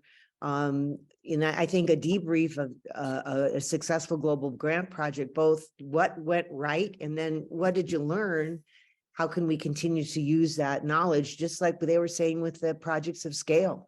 You try certain strategies and they don't work, and that's okay. It's okay to try something that doesn't really work, but how can we learn from that and how can we strengthen that? So publicizing our success stories and then promoting best practices and learning from one another. So that's just sort of an overview, and I have a couple graphics, so I want to share with you. If you can go to the next slide, please. So there's a lot of information on this, and I'm going to ask Leanne to include these in the minutes. But basically, this just tells you a lot of different ideas where we might be able to find. So the District International Service Committee, we talked about that, establishing that for the district, developing our district resource network, but also utilizing things that are already existing in Rotary, like Rotary Action Groups or the RAGs. So for instance, I'm a member of 2 of those. One has to do with water and sanitation. It's called Wash Rag. And then the other one that I've been involved with is the Peace Action Group. And so those can sometimes really help us to support our international work, either in or beyond a global grant. Rotary Community Corps, that is not something that we've utilized a lot in our district, but also can be a resource there to identify and support international work. And then if you can go to the next one, the next slide, please. This just gives us an idea of how we might identify Rotary Showcase so that we can go in there and look at what projects are going on. The Rotary grant staff, many of you that have talked to me about your global grants, I always say your first phone call I want it to be to me, but the second phone call you need to make is to the regional grants officer in the area that you're thinking, because they're just a wealth of support and information. Of course, our district Rotary Foundation Committee under Cindy's leadership is a very strong, knowledgeable group of people that can help us. There's project fairs that are now coming up again. Project fairs were pretty much put on hold during the pandemic, but those are starting to be held again. And then, of course, the TRF cadre of technical advisors. These are all supports that are in place that can help us as we move forward with this new project for our district, which we hope will result in increasing our impact. You know, when you think about the 4 areas that the Rotary Action Plan talks about, one of them, that important one, is how can we increase our impact both locally and in the world? And certainly international service is a part of that. So I don't know if we have any questions. Leanne, Tim, do did we you have any questions? I don't see any at this point. Okay. All right. Well, thank you very much. And some of you may be hearing from me to see if you're interested in joining my committee. So thank you. Great, Julie, thank you. Happy to have you in that position. And I know we'll be talking because there's a lot of overlap in some of the areas that I'm working. So looking forward to that. Wonderful. Great. Thank you. Kathy Poole, good morning. Morning. How are you? Doing well. Good morning, everybody. Good. Well, I'm going to turn this next section over to you and talk about district grants. Okay, thanks, Leanne.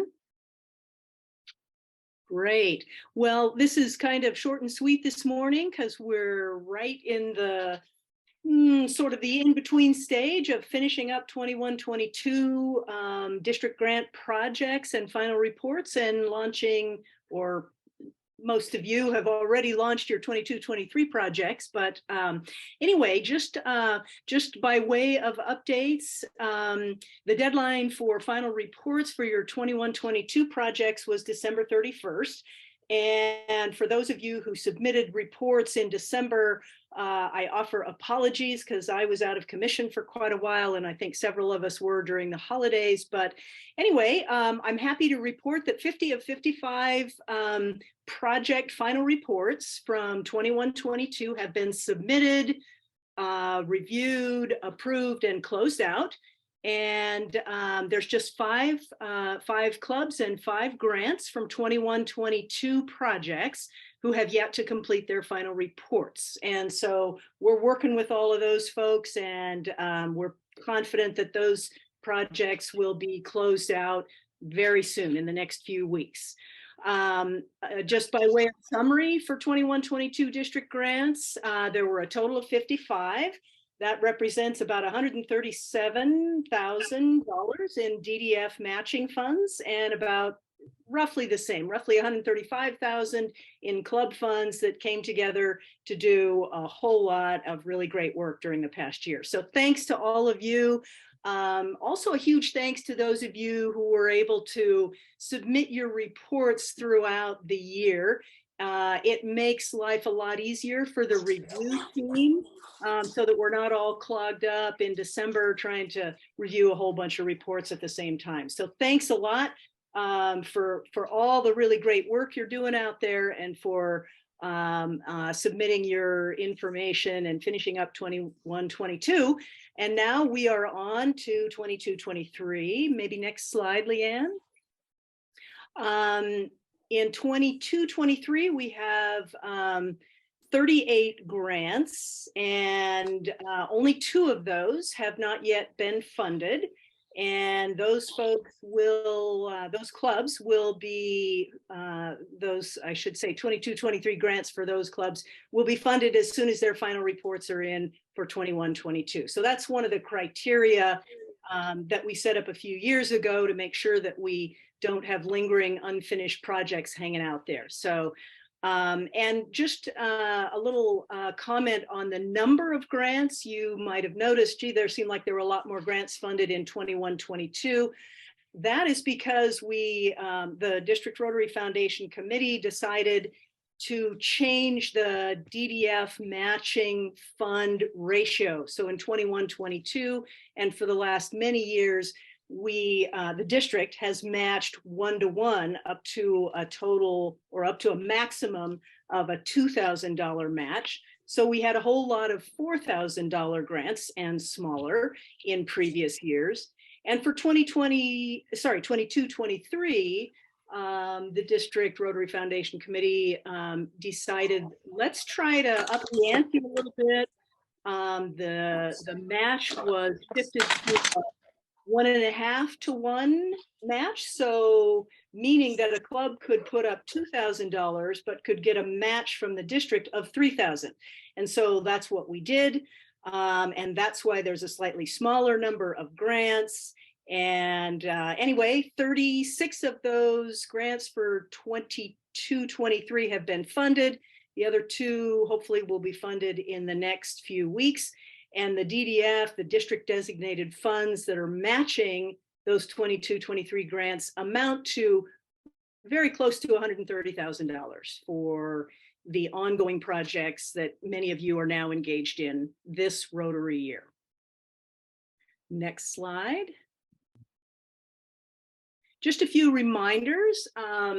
As I kind of referred to earlier, we love it if you can submit your final reports as you go through the year, as you finish your project.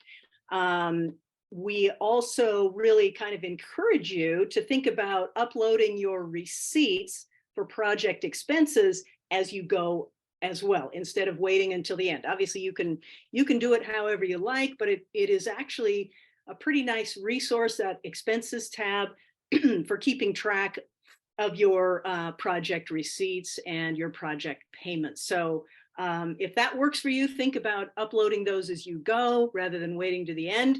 And also think about finalizing your reports as soon as your projects are complete. No need to wait till the end of that Rotary grant cycle. Just a quick reminder that the final report deadline for 22-23, we decided to move that up a month to December 1, 2023. So it's a 1 month earlier. In the past, it's been December 31.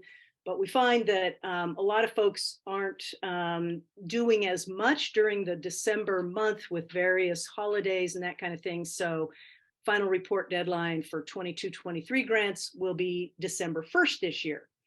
And also, this is kind of a little nitty-gritty thing, but we really appreciate having you upload your receipts and your payments as PDF files. A lot of folks take photographs of their receipts and their checks. Unfortunately, those JPEG files or other file formats are often quite hard for us to read. So anyway, that's just a little nitty-gritty, tiny little detail. Contact us with your questions. Hal Kibbe is a very active, engaged Rotarian who plays the role of our district stewardship chair and works tirelessly on district grants as well.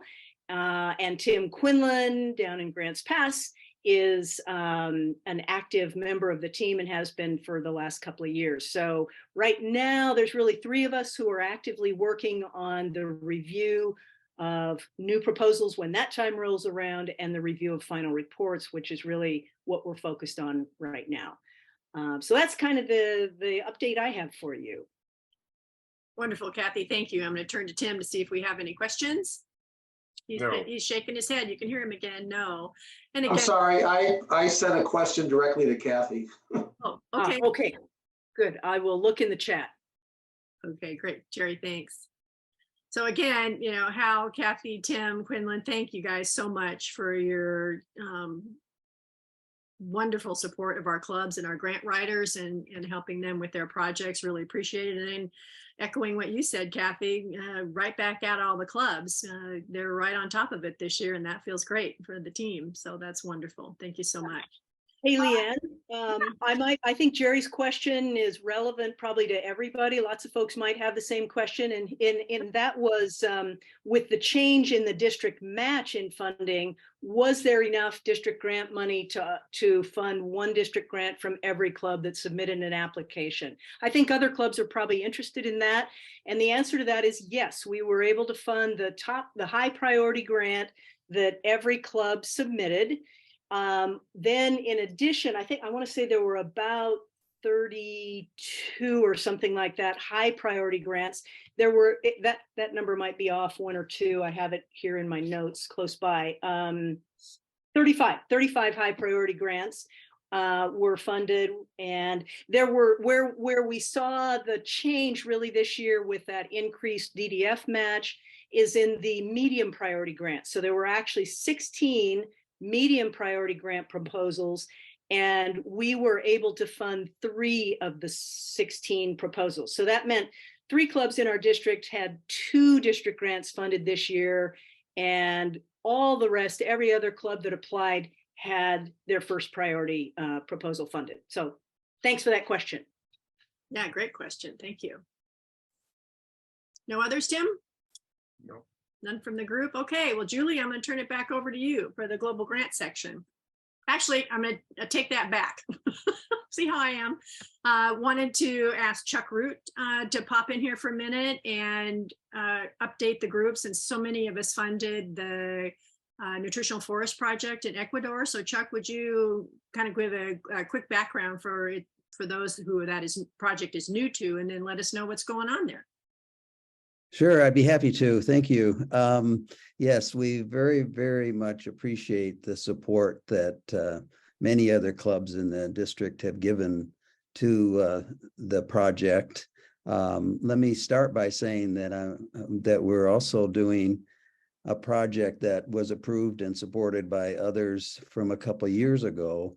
Our medical vocational training team to Malawi was stalled for 2 years because of COVID, but we have renewed all of our relationships with the Red Cross in Malawi that we're partnering with, and they're on track to leave in 2 weeks.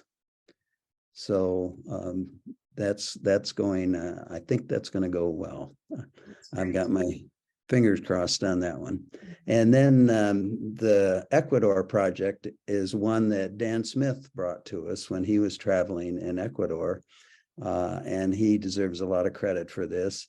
Those of you that were in this meeting on the call a year ago heard the Rotaract Club in Ecuador talk to us about an amazing project to plant 12,500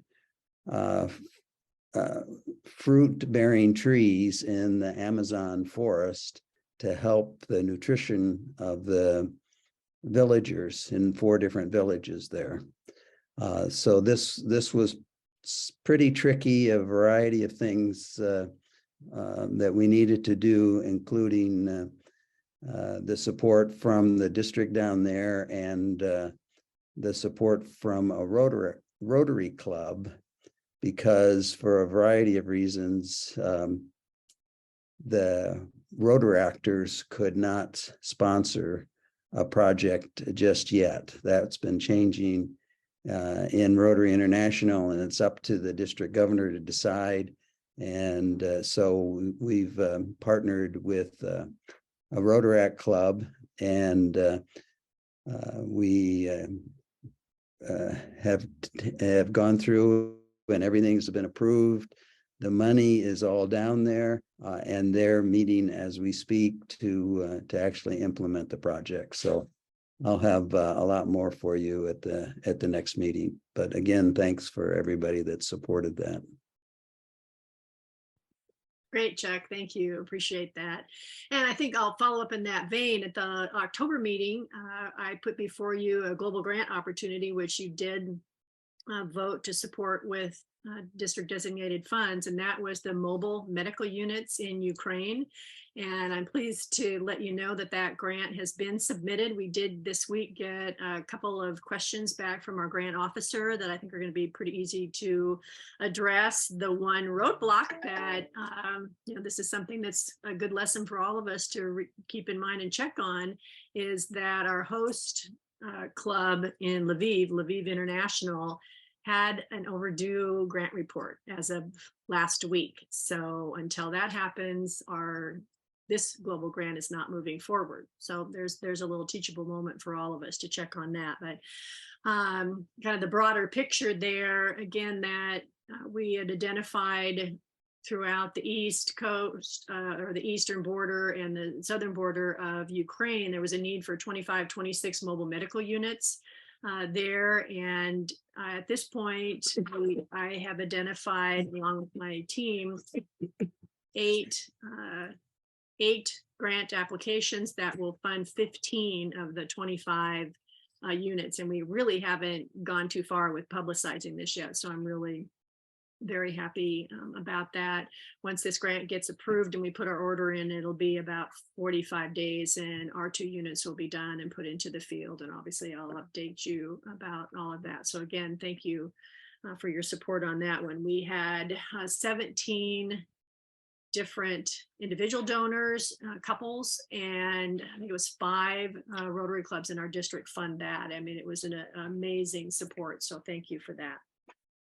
Okay, Julie, this time I mean it. Let's bring you up, and we've got your 2 global grants to present. Yeah, but before I go into the presentation of the 2 global grants, I just want to mention that the only global grant that we have approved as a district this year is the one Leanne just referred to. We have had very, very few global grant applications. And I'm not 100% sure why that is happening. I assume it has something to do with COVID and kind of getting our clubs back together. But this, so far, we just haven't had that many. So I want to encourage you, if you're thinking of doing a global grant, please contact me. Remember, that's our process, that you call me first so that we can get you the support and help you that you need. If you've been discouraged in the past from doing this because you ran into roadblocks when your grant was submitted, the whole goal of our committee is to see that that doesn't happen in the future and that we submit grant projects that are approval ready, and so that you don't get so much feedback on the grants when you submit them. So again, just want to put a word of encouragement in there. So I have 2 projects that I'm bringing forward today. Those of you that have been a part of this committee for a while know that our club in Ashland has been working with the city of Guanajuato now for over 15 years. I'm sorry, the Rotary Club in Guanajuato for over 15 years. We've done many, many projects together. And we just sent a delegation down the last week of November, right after Thanksgiving, to visit Guanajuato and to dedicate our 5th water project there. That was the global grant funded, a very successful project. And because we're getting very close to the end of our meeting, I don't want to go into a lot of details about that meeting, except to say that one of the very good things that happened at that while we were there is the 2 water agencies that we partner with on these grants, both the municipal water agency in the city of Guanajuato and then the state water agency in the state of Guanajuato, both agreed that in the future, every grant application that Rotary brings forward, they are going to match dollar for dollar everything that we bring in. They've been partnering with us from the beginning, but mainly with in-kind support, engineering, hydrology, things that are beyond our scope to be able to do. And then in the last 2, they've come behind us and done stuff to enhance the project. But now we're going to be full partners and move forward in that. So there are really 2 grants, and rather than combine these together because they are quite different, the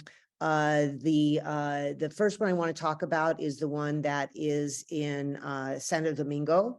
And for some reason that doesn't show up here. That's the second one, the one to the right of your screen.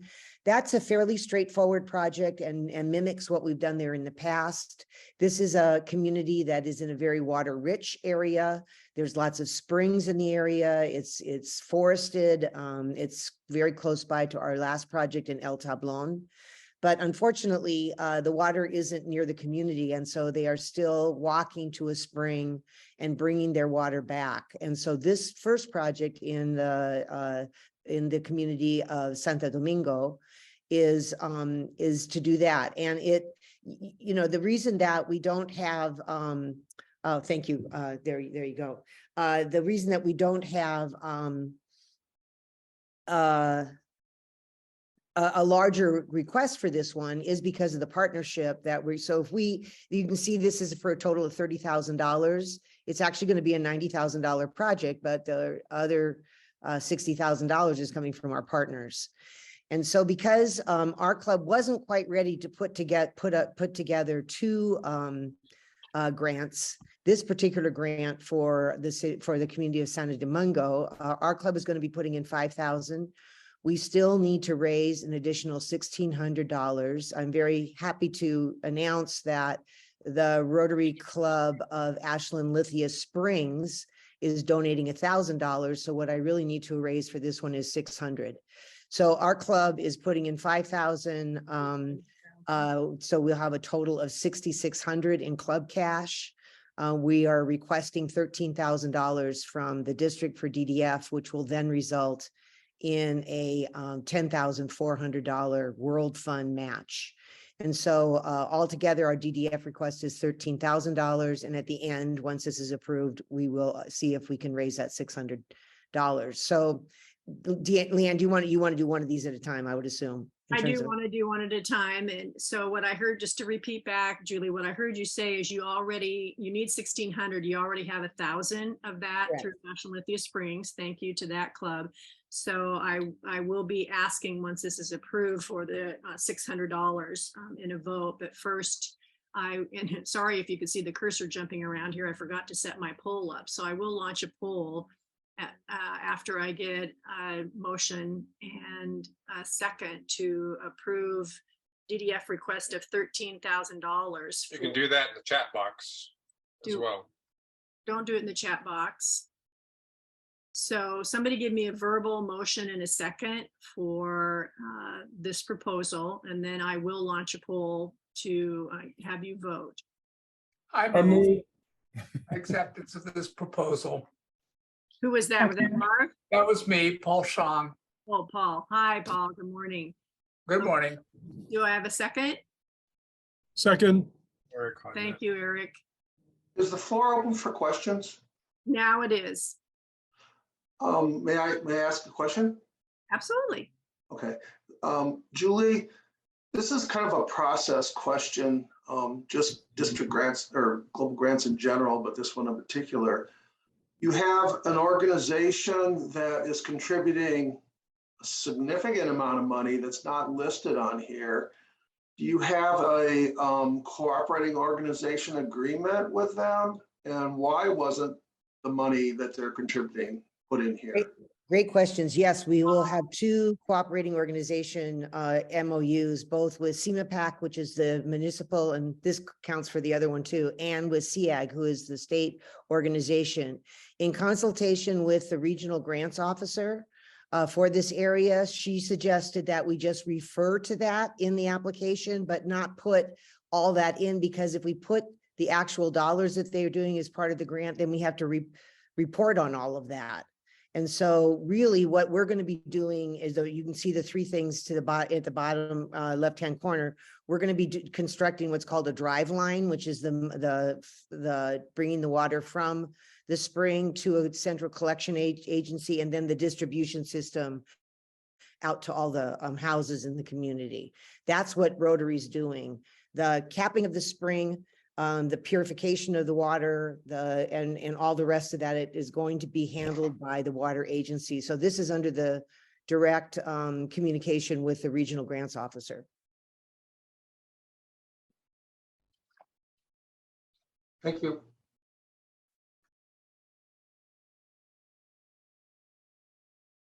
Kirk, did you have a question? Yes, I do.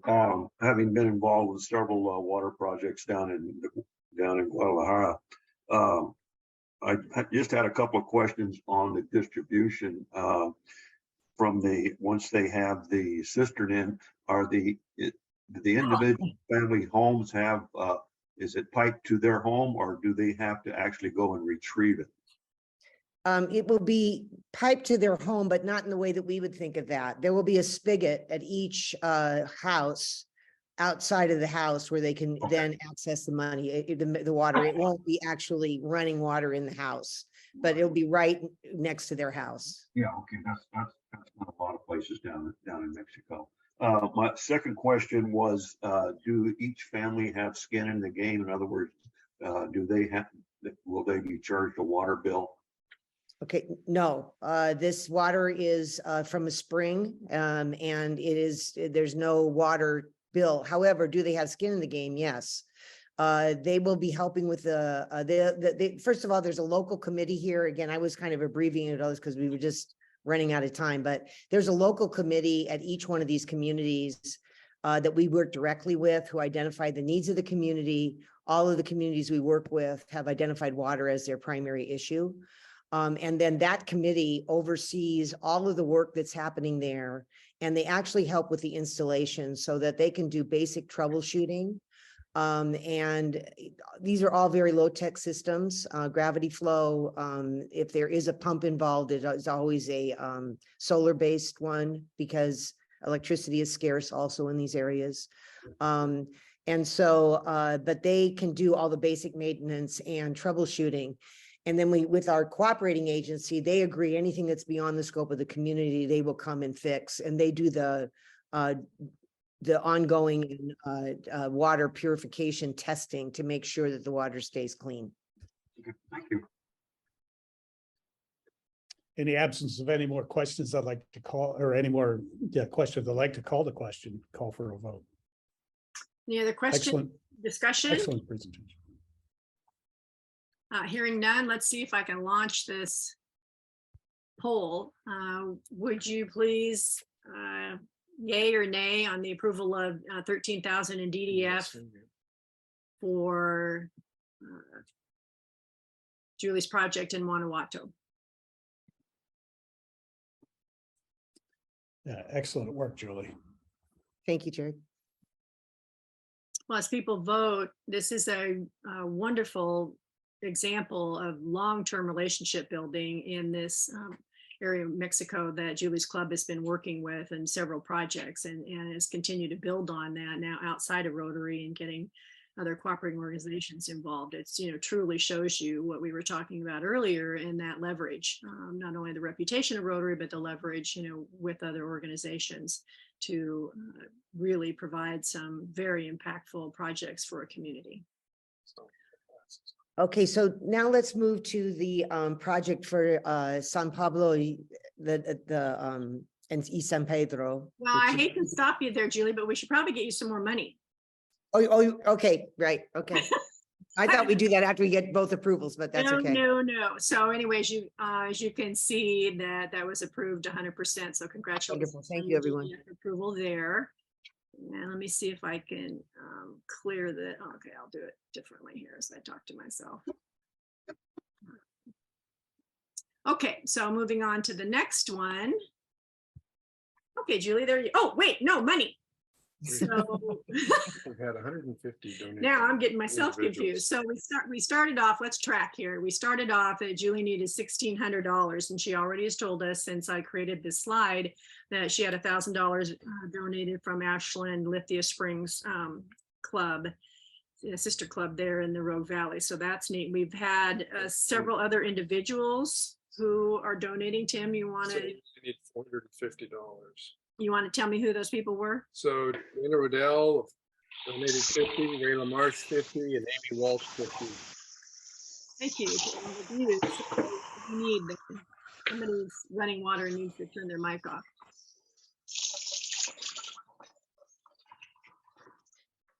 So Tim, what's our balance that we need? We need 450.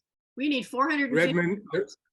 The Redmond Club will give 450. If the board doesn't approve it, I'll fund it. Marv, thank you. So Julie, that should make you whole. Yes, thank you, everyone. Really appreciate that support and help. Thank you so much. The next one is our second project that we're bringing forward. This is this is different and a very complicated project. So this particular project, the people currently have no water available to them. They have a dam that failed, and they also had a spring that dried up.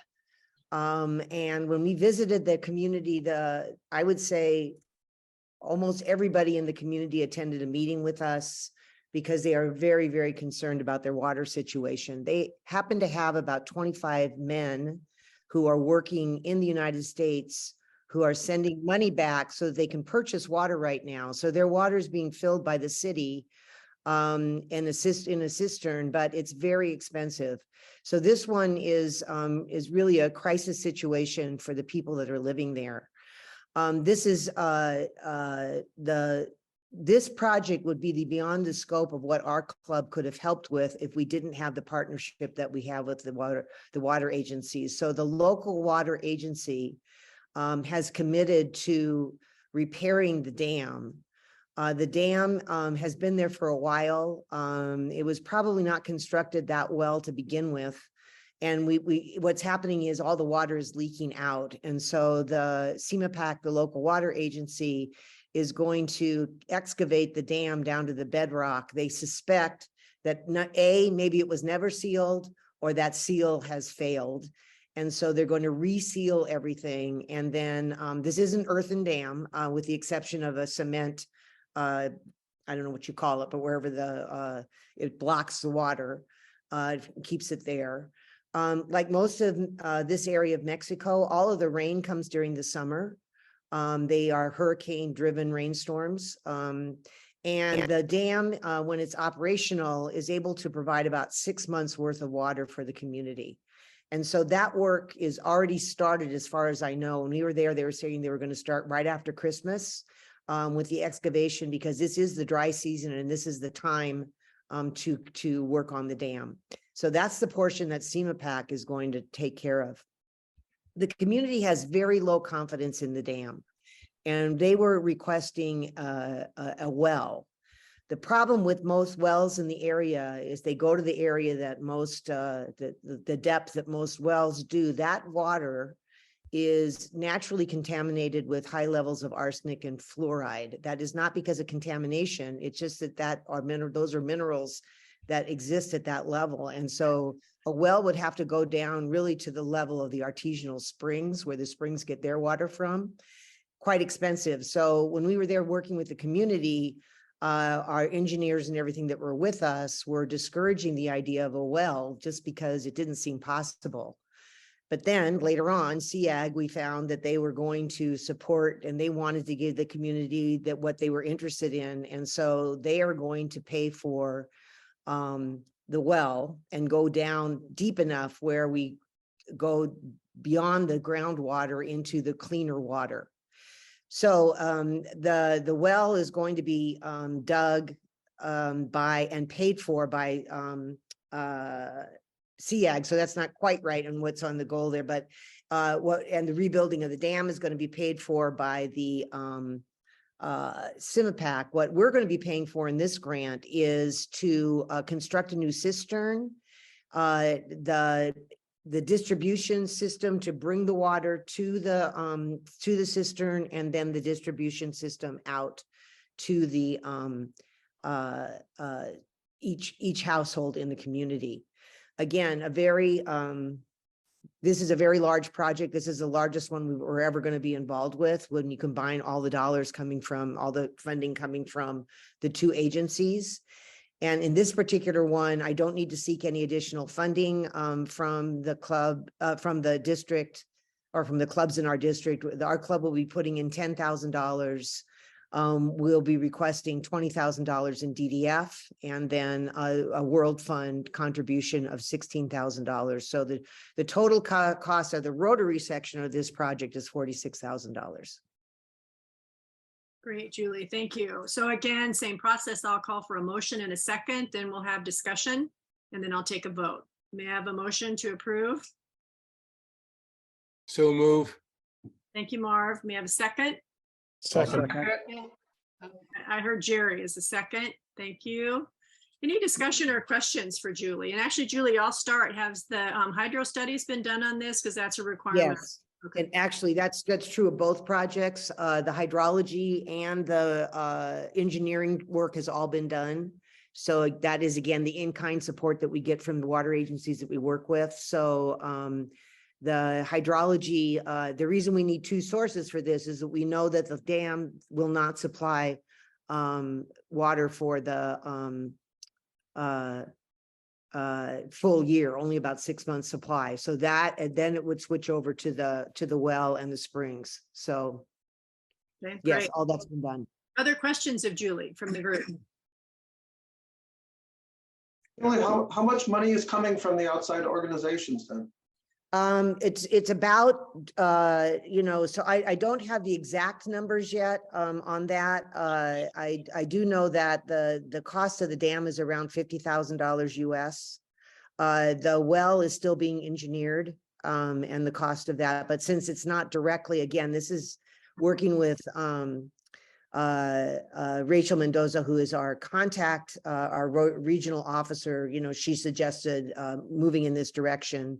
And then we will have a full accounting of what that's going to look like in the actual application that goes, the global grant application. Thank you. Cindy had a question. Julie, great grant. I love the redundancy between the well, the cistern, and the dam. I'm wondering if the engineers have considered the impact of future hurricanes and flooding when they re-engineered and repaired the dam. Yeah, flooding's not an issue. Unfortunately in these areas, that it doesn't flood, they get a lot of rain during the summer. But there are two kind of sluices on the side of the dam that then feed into other pools, that if the dam gets too full, and then if that does happen, they use that runoff water for agricultural and or animal, so getting drinking water for their animals. But this water that we're bringing in and purifying and providing for them is drinking water for the community, and does not include any of the agricultural stuff. This is in a very robust agricultural area, but it is all dry farming. It's all stuff that happens during the summer, and that is fed by the rains that happen there during that time. So your overall question about global warming and climate change and all of that and its impact on hurricanes, most models show more hurricanes, not less. So we don't worry about that at this point in this area, that the hurricane rainy season will be cut. No, I was more worried about excess water like we're seeing in California. Yeah, no, that's not really an issue in these areas, unfortunately. Okay, thank you. Thank you. You have another question, Tim? From Dana, will both resources be used at the same time? Will the captured water and the well be used simultaneously at any point? Probably not. We're gonna use the dam water first. And so that, again, historically, when the dam was more operational, provided about 6 months worth of water for this community. So they will not be used simultaneously. One will be utilized when the dam no longer has any more water. Great, thank you. I'm going to call the question and relaunch the poll. And this would be to approve 20,000 in DDF to support Julie's project for this well and dam in that area of Guanajuato. Would you please vote?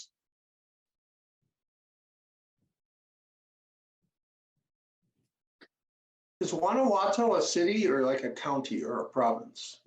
Okay, so Guanajuato is the capital city of the state of Guanajuato. So they both have the same name. These are in the city of Guanajuato. City, if most of your cities in Mexico are surrounded by very impoverished rural communities. So all of these projects, though they have a Guanajuato address, are out pretty far outside of the city limits. Julie, would you mind going back to the San Domingo and I take a screenshot so I can give it to the board? Yeah, I'm going to let Leanne do that. And you know what? You've got that. If you got my proposals, all that's in there. Okay, thank you. So you can just take the proposal to your board. It has more information. Thank you. Everybody got the pre-proposal grants from me, right? Yeah. All right, congratulations. That second one was approved at 100% as well. So wonderful work. Thank you, everyone. Now the real work begins, Julie. That's Yeah, definitely. Well, these are going to be the one in Santo Domingo. We should have it done fairly quickly. The other one is more complicated. great. Congratulations. Tim's telling me there's something else. So somebody requested a DDF balance, and I think Hal posted it was 84,000. And so what was the total DDF you were requesting, Julie, on both 13 grants? and 20. So 33 from 184. And actually, that's apologies that we should have shared that with you at the start of the session, and I didn't do that, so I apologize. Okay, let's close out here. Boy, y'all have hung in here. Bring your attention to the next quarterly and final quarterly meeting of this Rotary year will be March 11th. Cindy will be hosting that live, and so venue to be determined. I guess I would just encourage all of you, if you've got the ability to host and you would be interested in doing that, a facility in your area, let Cindy know, and we'll be working on that and getting that information out to you. So just to be clear, we have a remainder of probably $151,000 in DDF that is dedicated to international service grants, global grants. So keep that in mind. We'd love to see your proposals at the next quarterly grants meeting. We have plenty of money. Cindy, what happens with that money if we don't use it? Does it go into a fund that we can use it down the road, or do we lose it? Well, generally, I think all of this money still can be rolled over into the next year. We can do that for 5 consecutive years, and then after 5 years, this money rolls into the World Fund and can be accessed by other districts for other projects outside of our district.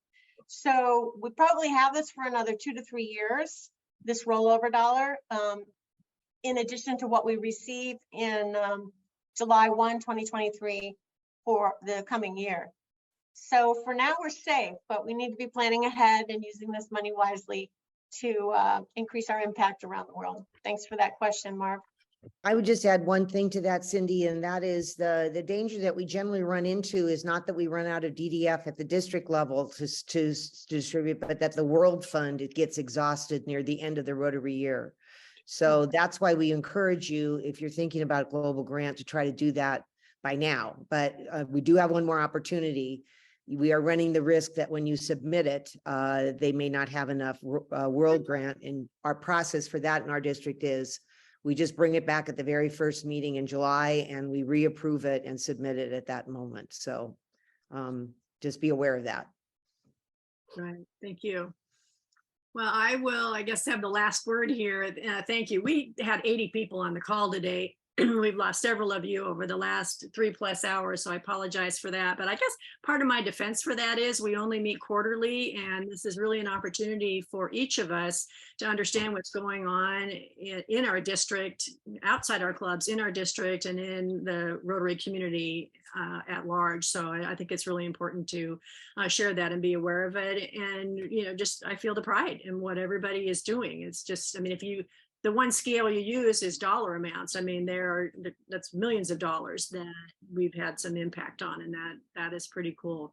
I guess if I was going to summarize today, the word I would use is really opportunity. I mean, you have opportunity to join Julie's committee and support her work in supporting our clubs. So certainly consider that. Opportunity to travel abroad with other Rotarians, visit countries that you haven't, to be hosted by Rotarians. Opportunity to support podcasts and getting out stories in Ukraine. Opportunity to continue to support the disaster response grant in Ukraine when it's open. And maybe another word is inspiration, because Julie and her committee are ready to support you in developing your own global grant at the club level. There's all kinds of resources available to do that. We've already talked about those. And I just think there's so many different ways that we can serve, and I feel compelled to bring that forward to all of you when we get together in these meetings. So I wish you all a wonderful weekend, and looking forward to hearing more of your stories when we meet again. Thanks, everybody.